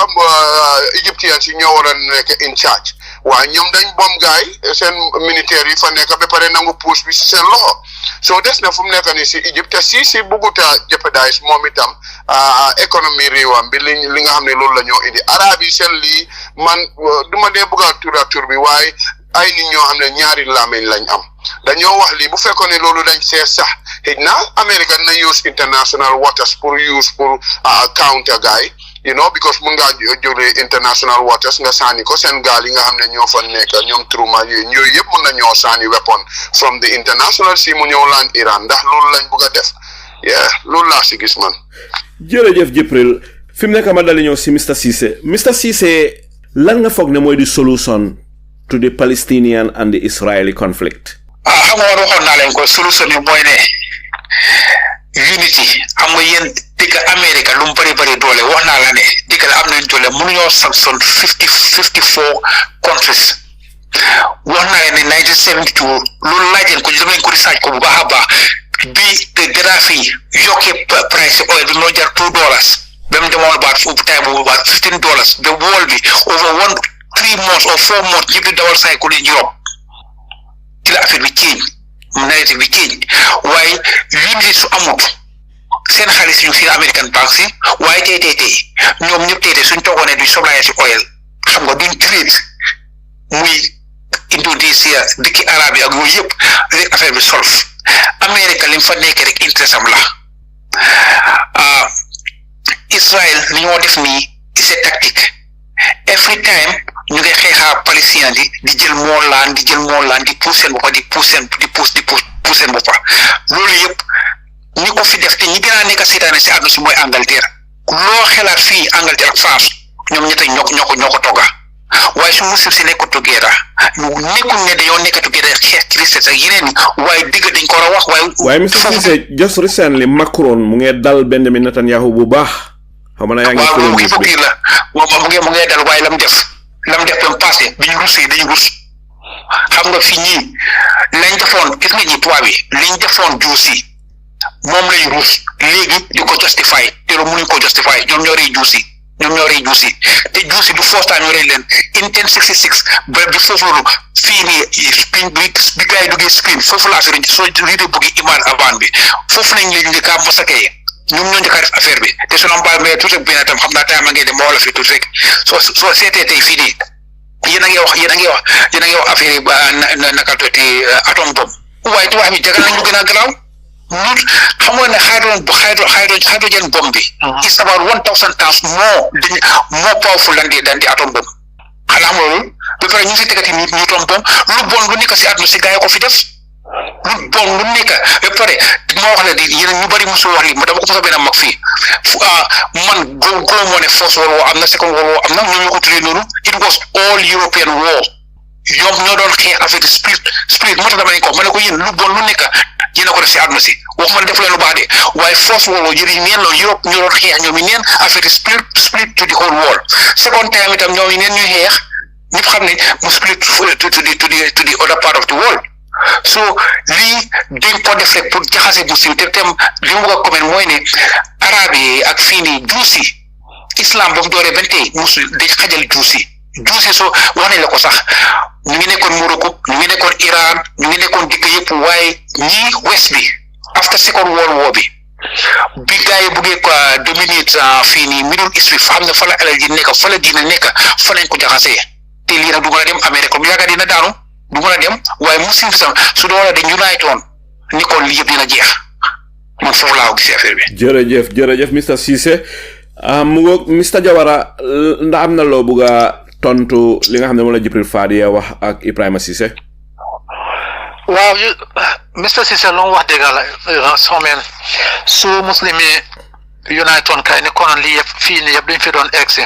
de gis nañ 1970 si moom ci boppam wax na ko di oil crisis boobu itam yëfi Israel Palestine woo bi la woon de boobu noonu mooy bi ma waxee ne gisoon nañ ne tubaab yi ñoom ñoo dominé doon all the oil fields in si di ko price so moo doon di first time si wall bi nga third world country jóg ne ñun biñ ko jaayee ñun ñoo leen jox price boobu moo doon 1972 bi Gaddafi ak yeneen dëkk yi yeneen third world country Gaddafi ko lit ne ñun léegi ñoo leen jox price boobu ute naa boobu mooy di first country boo xam ne community boo xam ne ñi ko moom ñu def seen price loolu mooy Gaddafi fa la gaa yi xëy Gaddafi ba tey waxuma ne Gaddafi deful bon de foofu la. jërëjëf ci leeral Mr. Cissé mais ko mu jekkal waaw mu nga jekkal Mr. Jawara waaw man ci 70s xam naa ne ñaari oil crisis moo am benn bi ci beginning of the 70s benn bi ci 79 oil crisis moo amoon ci am na ci boo xam ne bi yëfi Palestine Ukraine la woola woon King Fahad I mean kilifa naka daate stop oil pipeline bi soo ci nga gisoon crisis bu mag boobu noonu amoon loolu moo xam naa ne amoon na moom waaye xaw ma ci yoon Gaddafi moom boobu moom is a different topic moom because man Gaddafi musuma ko ma rectify leena because Egypt 1.38 billion la guy they receive aid annually from America so Israel ñu ngi leen dee jox 3.38 billion ak every year so ci aid ak so Obama sax moom moo double aid Israel bi nga gis ni mu ñëw up to almost 4 billion fu mu nekk ni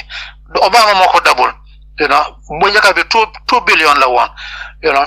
ak so Obama ñëw double ko ak waaye Egypt ci boppam 1.37 billion lañ dee receive annually. fi mu nekk ma dali ñëw si Bura Diba Bura si sa gis-gis lan nga foog ne moom leen mun a def ba jàmma del si Palestine ba jàmma dal di am diggante Israeli si ak Palestinian si. jërëjëf Alaye Saliou solution bi nit ñi yëpp am nañ ko waaye xam naa ne dina nekk lu nga xam ne pour mu am si jamono bi dina métti Israël ñoo war a bàyyi li ñoo def so ci America ñu xam nañ ne mun nañ see play a very important role pour Israël ñu war a mun a nangu ñu bàyyi laa ni jàmbur yi ñoo occupy di ko wér si ne yàlla moo leen ko jox loolu noonu soo ko dégg sa yaram bi saraf dee daw xam nga ne loolu du wax ba tax saa yu nekk nga create something dem ay rey ba pare di jël seen laani soo paree nga def fa li nga fa bugga seen nit ñi ñëw di dëkk fa ku wax doo ko faale soo situation mi ni mel ni Alaji Saliou Israël li ñoo def daf leen neex ñu ko mos a faale te Amérique tamit ñu ngi gis ne Israël li mu fa nekk loolu tamit neex na leen so solution bi Amérique su fekkee ne adduna bi dinañ leen mun a préso te Europe mun nañ see play very important part waaye dafa mel ni Europe ak Amérique ñoom ñoo nekk di def lii soo mu mel ni loolu neex na si ñoom trop solution bi de neexut a wax de Alaji Saliou waaye solution bi mooy li nga am ba di ma songa su ma ko amee su ma waxee yow di ko déglu foo déggee ne ñu ne waxtaan moo dee jeexal affaire yi waaye balaa waxtaan dee am bàyyi sa xel de nit ñi dinañ dema ba reyante bi daf dee bari si yu bari balaa waxtaan dee am life yi dee lose daf dee bari ndeysaan soo mel ni daf dee dem ba nga xam ne ku nekk both side yaa ngi gis ne léegi métti na ak yow foofu la gars yi day ñëwee toog nangu li nga xam ne moom mooy digga ma fanaan la solution bi suy ñëw foofu la mooy ñëw si sayti Russia tamit di team Amérique nañ bàyyi seen base yi nii nit ñi bugaatuñ base seen base yi nii foofu la yëpp dee happen ne te soo xoolee dëkk yu bari ñu ngi discourage si Amérique base yi nii gars yi day am everywhere so it's not going well so moo tax the world is turning because kenn bëggut a toog si gannaaw yu nit rek moo amee sa waaw moo amee sa déedéet so mu mel ni loolu moo fi nekkoon so loolu la nit ñi doon nag di bañ boobu noonu nag ñi nga xam ne loolu ñu ngi ko enjoy trop pare ñu koo bàyyi so mu mel ni soo ko nangu si seen loxo pour ñoom ñu war a nangu ne lii moom mooy dëgga so dafa mel ni ay bakken yu bari dina si rot te man dama ragal sax gars yi start di génne nuclear weapons especially si Europe bi fii nii sax so loolu dina nekk lu nga xam ne loolu bakken yi seen dem dina bari de so solution bi daal lii la waaye pour ñu àgg si solution bi Alaji Saliou bakken yu bari dina dem de jërëjëf Bura Diba fi mu nekk ma dal di ñëw si Jibril Fadia dal di may Jibril mu laajte bi mujjee Jibril am na ñuy wax ne the Palestinian and the Israeli conflict is not a political solution waaye a religious solution la am na ñuy wax ne nag no it is not a religious solution it is a political waaye nag am na loo xam ne buur yàlla wax na ko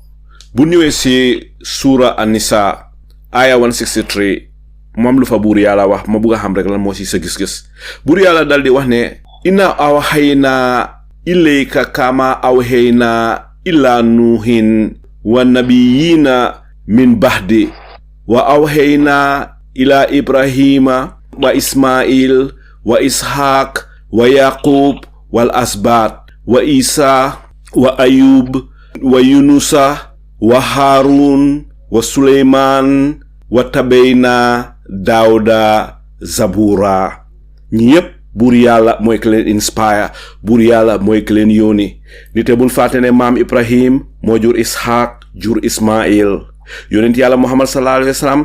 jógee si njoñi Ismail yonent yàlla Muusa ak Isa jógee si njoñi Ishaq mu mel ni yahut yi kerceen yi ak ñun julit ñi ñun ñëpp ay cousins leen sa dëgga ñun ñëpp ñu nga faaxe ko sa maam Ibrahim gannaaw boo xamee ne mbokkaleen ay cousins leen ay cousins nag waru na nekk di reyante ay cousins waru na nekk di xeex ay am na waaye na war nañoo toog mun a waxtaan xam ne ñun ñëpp ñooy di people of the book ñun ñëpp we are part of the ahlul kitab waaye ahlul kitab bi suñ toogee tey ba lu mel nii di xew nekk na lu daw yaram waaye tamit am na ñuy wax ne Israël ñi fa nekk tey duñu yaxut am na yaxut yi seen boppa ñuy wax ne ñii duñu yaxut ñi ay Zionist leen xam nga léeg-léeg ñun julit ñi ñun dañ dee jaxase mbir mi naan yaxut yi ñu ngi tooñ yaxut yi de am na ñu wax ne ñii duñu yaxut yi seen boppa ñuy wax loolu de ñu ne ñii duñu yaxut bokkul si ñoom ñii Zionist leen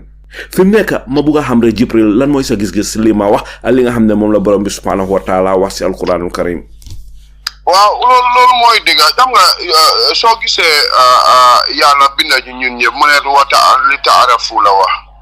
ixtilaaf yi nekk suñ diggante different nations yi yëpp pour ñu xamante la du soose rek a bëgg a du war a dikka si àdduna si du pour rek a fi war a dikka du tubaab rek du nit ku ñuul rek ñun ñëpp ñun ñoo war a dikka war nañoo war a mun a am jaama war nañoo war a mun a am jaama dikka yi nga nekk fu mu nekk nii yow nit ku ñuul nga yaa ngi fa nekka si wi di jeneen ñaa ngi nekka jaama man maa ngi nekka américain si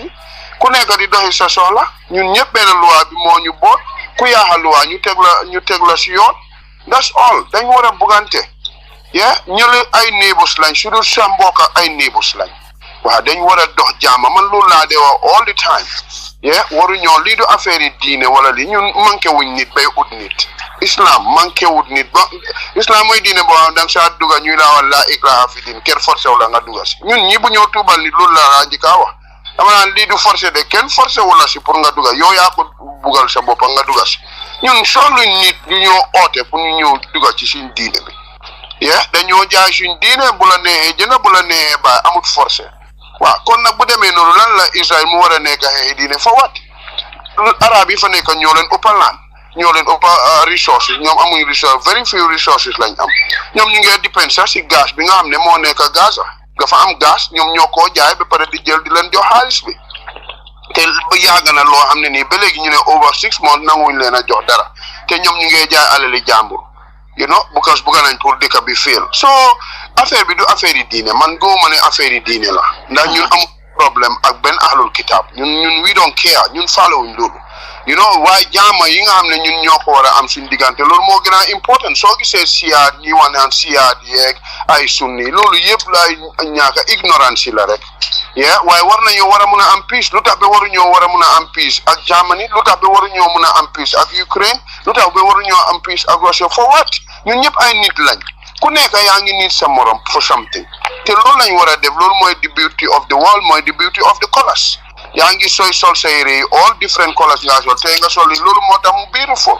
so man dama foog na dañu war a seet jaama li si nekk li si bañ a li ñuul si lii bi mooy ñun ñii USA ñun ñooy problème bi te loolu problème yi tubaab la ni saraxule buggee kër noonu la tubaab buggee pawa noonu la pol buggee nak ku nekk si sa culture am na loo xam ne tubaab dañ bugg a pawa soo nekkee ñoom lu nekk ay pawa rek lañ dee xeex so loolu rek mooy problème fanaa Amérique suñ buggee mu solve dina solve bu fekkee arab yi bugga nañ pour mu solve dina solve comme ni ko Sol waxee donc ni ma ko waxee mooy dañoo unite bu unite te xeex bi jeex waaye loolu tam beneen problème la so da ngaa blame America in one hand nga blame American si because Anwar Sadat dafa am lu mu sa wax arab yi mu ne nahnu ittafaqna annana lan nattafiqu mu ne ñun ñëpp d'accord nañ ne ñun duñ musa nekk benn loolu mooy problème yi arab yéen d'accord ngeen leenam loolu mooy dañ ñun ñëpp benn lañ d'accord mooy ne duñ musa nekk benn waaye lu tax ba yéen waru leen a nekk benn yàlla oote na si alquran many time wa'tasimu bi hablillahi jami'an wala tafarraqu te su dul alquran li mu wax sa unity dafa indi peace yéen ñëpp di ngeen progress seen doom waaye fu mu nekk ni ñu ngi rey naar yi ñu leen ngi support tubaab yi di leen jox ay help pour ñu mun a daanu si kaw Palestine alaaji Saadi ndeysaan mu am benn laajte boo xam ne Jibril bugga naa la koo laajte bi am na muslim scholars yoo xam ne ñu ngi wax ne li yëpp di xew waru na jaaxle lii lim firnde rek mooy ne firnde yomul qiyaama la ne balaa yomul qiyaama di ñëw lu mel ni dinañ ko gis balaa imaam Mahdi di ñëw balaa Isa ibn Maryam du dellu si balaa Dajjal di feeñ lii yëpp dina xew moo tax ñuy gis lu mel nii islamic scholar ak julit ñi nga xam ne borom xam-xam leen tey wax lii yow lan mooy sa tontu si li ñuy wax waaw because suñ jikko yi la bañ ñoo binda ndax am malayka yi waxoon nañ ko nee na ndax da ngaa binda ñoo xam ne ñooy ñëw yaaxa si kaw àdduna si di nit ñi di split blood loolu la ko alquran waxee waaw mu ne ko ndax da ngaa binda ñoo xam ne nii dañoo dem di yaaxa xeet bi di bañante nekk ay ennemi di tuur ay deret di xeex te ñun ñu ngi fi ñu ngi laa jaamu musuñ laa mooy te ñii dinañ la mooy dinañ la malayka yi si seen boppa ñoo xamoon nañ ne lii la ñoo def loolu si suñ jikko yi la nekkul loo xam ne yàlla moo ñu ko def pour ñu def ko de déedéet ñun we have our free wills loolu moo tax yàlla bi nekk si ñun mooy the spirit moo laa wax the power of talking and just power of talking, hearing and seeing and sensing and all that, all the common senses. So yow controls your own destiny. So ñun ñoo war a seet naka la ñu war a mën a nekkee benn yàlla jox nañu xel ba pare jox ñu di will to do it. waaye ñun ñoo choose the otherwise ñun ñoo bugg a reyante ñun ñoo bañ a gisante ñun ñoo bugg a añaanante ñun ñoo bugg a nekk si kaw fawkabaat moo nekk si kaw ñeneen ñi man ma class system yi yëpp ñun ñoo ko indi soo ñun ñoo def suñ own destruction te dafa mel ni daal dem yéen a yaaxa seen boppa waaye man duma leen yaaxa so loolu dafa daw yaram nag dafa daw yaram te li scholars yi wax mooy dëgg axiri zaman lañ wax ne nii laa mujjee waaw te diine bi sax li ñu wax mooy dëgg ne sana udu karib si loolu lañ nekk ne dafa ñëw wéetaay la ñëwee benn te suy dem tam benn di ko léegi turi diine li ñu doon wax dégg la turi diine moo fi nekk waaye jikko diine nekku fi jikko diine soo ko bëggee gis si tubaab bi nga ko gis dëgg si loolu moom dëgg la in that side soo bëggee gis jikko diine si ñoom la nekk waaye ñun turi diine yi si ñun la gën a bari te amuñ jikko ji alaaji Saliou scholars yi lu ñu wax mooy dëgg ndeysaan jërëjëf Jibril Fadiya si jàngat yu am solo yooyu fi mu nekk ma dal di ñëw si Mr Sol Jawara Mr Jawara lan nga foog ne mooy solution bi ni te àddina si du mun a continuer nii te lii su continuer te fay nun di solution fa moo mujjee ñun ñëpp dinañ ko rëccu àddina si yëpp dinañ ko rëccu te buggun loolu am lan nga foog ne moom la réew yi war a def réew yu makki ak lan nga foog ne moom la palestinian si ak israeli si war a def pour jàmm mun a am xare bi arrêté dee gi arrêté musiba gi arrêté waaw xam nga alaaji Saliou fu mu nekk nii place bi yi fi toolu nag place boo xam ne fu mu nekk nii pour Israel ñu dellu gannaaw dafa naxari because ñoom agenda lañ am since the beginning since the creation of that nation agenda lañ am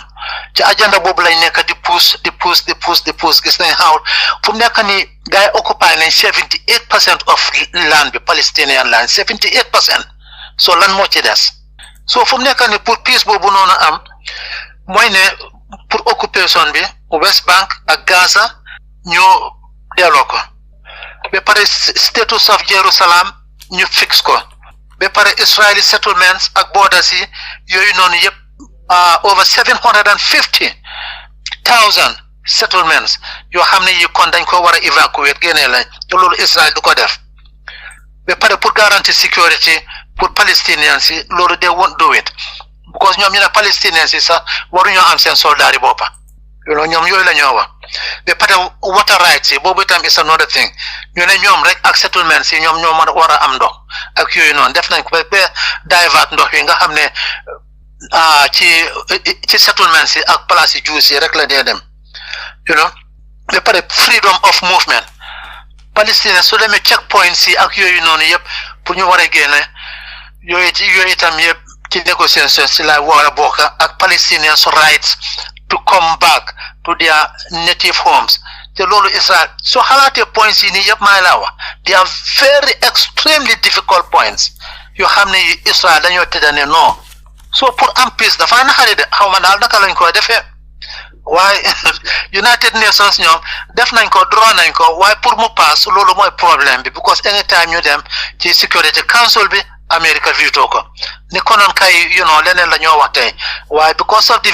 veto power of America Israel they're just getting their way time and again so loolu mooy problème bi another lifin mooy point buñ fi mujjee rees mooy dëkki sëriñ yi yëpp dem together def oil embargo ak yooyu noonu obviously suñ ko defee waaye dëkki sëriñ yi amul kenn ku ci bëgg a am problème ak America loolu mooy wax ji yaa ngi dégg Trump ci campagne am rally si mu ngi wax naan dëkk bu ma gis nga ne da ngaa di dollarize dinañ ko defante yow loolu la nekk di wax already mu ne dëkk boo xam ne bii jënduloo sa marchandise yi through the dollar moom dinañ la sanction ak yooyu noonu soo façon doole boobu la America am di ko abuse di ko misuse loolu mooy di problème ci àdduna si and unless and until dëkk bu mel ni America daanu Israel daanu ñu mën a gis seen bopp ak yooyu noonu come back to their senses for the foreseeable future daal gisaguma peace di ñëw because Israel will not relent so loolu laa gisagum fi mu nekk waxtu bi jeex na Mr Jawara ma dal di la may rek nga dal di tàggatoo askan bi ana fan ngay tàggatoo arab yi israeli si palestinian si european yi american yi ana fan ngay tàggatoo ñoom well fu ma tàggatoo rek mooy ne ñu continuer rek di dem ci demonstration si because the more we go out, the more ñu déglu what is going on for the first time, Palestinian-Israeli conflict bi this amount of coverage and understanding from the people. Ñu bari soo waxee dañu naan waaw ñoom ñu ngi reyante rek they don't even understand what is going on. Why most of them itam nag su ko defee da nga gis ñu adopt narrative media bi just like li nga wax ni Messi Hassan génnee nañ ko keneen ak keneen génnee nañ ko palaasam keneen ak keneen génnee nañ ko palaasam soo supporté the Palestinian cause ak yooyu noonu ñu bari xamuñ loolu noonu ne these things are going on ak yooyu noonu but for the first time gis nga li fi nag sax naka la tuddaati TikTok, the power of the Zionists. The Zionists, the living, how's it called? The men living, So, same power is enormous. This is TikTok, American, dañoo ban TikTok because xale yi or nit ñi the population foofu la ñoo jëlee news because news yu ñu war a bëgg a gis CNN ak ñeneen ñi duñ ko génne ak yooyu noonu because they are living. They are not showing that kind of news. So TikTok la ñoo mën a gisee seen news. Within a couple of days, America is a bill na TikTok dañ ko ban. They are ready to go for it, to ban TikTok. So this is the kind of power that the Zionists are having, against America and the world. So how ma daal naka la ñoo def daal waaye dina métti xanaa ñu muñ rek ak yooyu noonu jéem a push forward di génn ci demonstration si ba pare itam di génn di wax ak yooyu ak ñu understand lan moo xew because gis naa even black people even minorities yi di wax ne ñoom Israel la ñooy support. I cannot understand that kind of thing.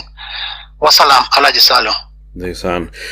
jërëjëf Mr Sol Jawara ñu ngi lay gërëm di la sant si waxtu bi nga jël ñëw fii pour waxtaana askan bi lii nag waxtaan boo xam ne la neexuta waxtaane ñu bari leen koy daw ñu bari leen ko ragala waxtaane waaye maa ngi celebrate sa courage ne yow ñëw nga nangoo def waxtaan bi wax li nga xam ne moo si sa xalaat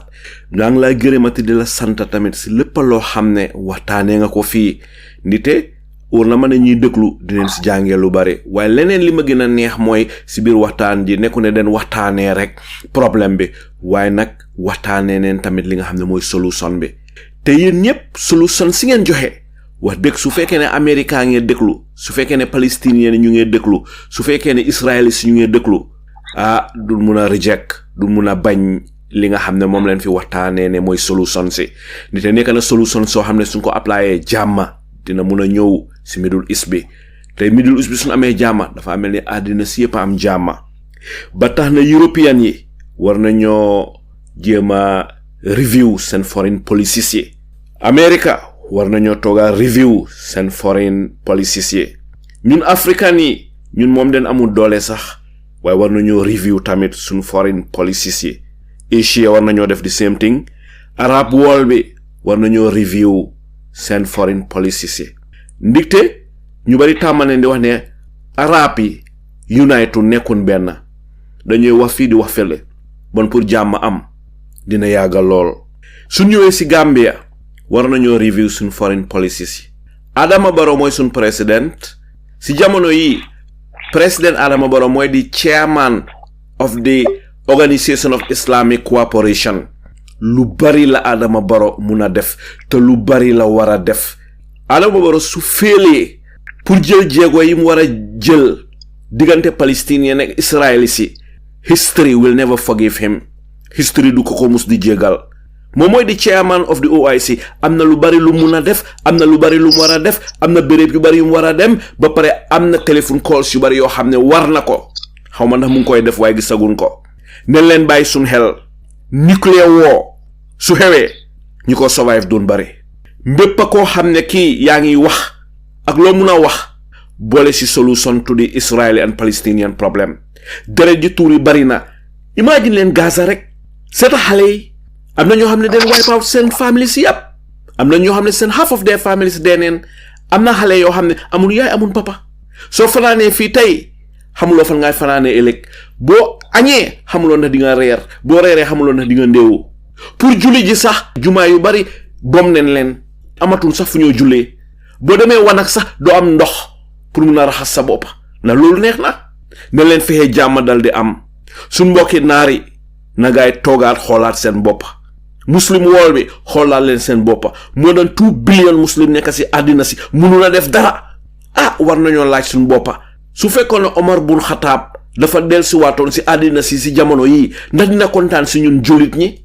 laajte bi bàyyee naa ko képp koo xam ne kii jullit nga tontul ko sa bopp mbokk yi fii la waxtaan ji dal di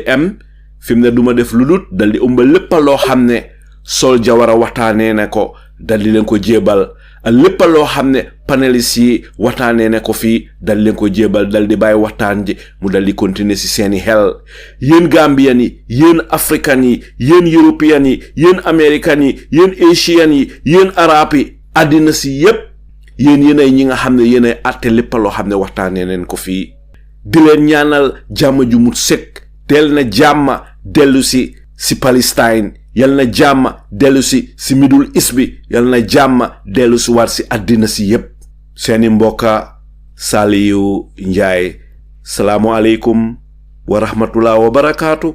waaxiru daawaana an alhamdulillahi rabbil alamin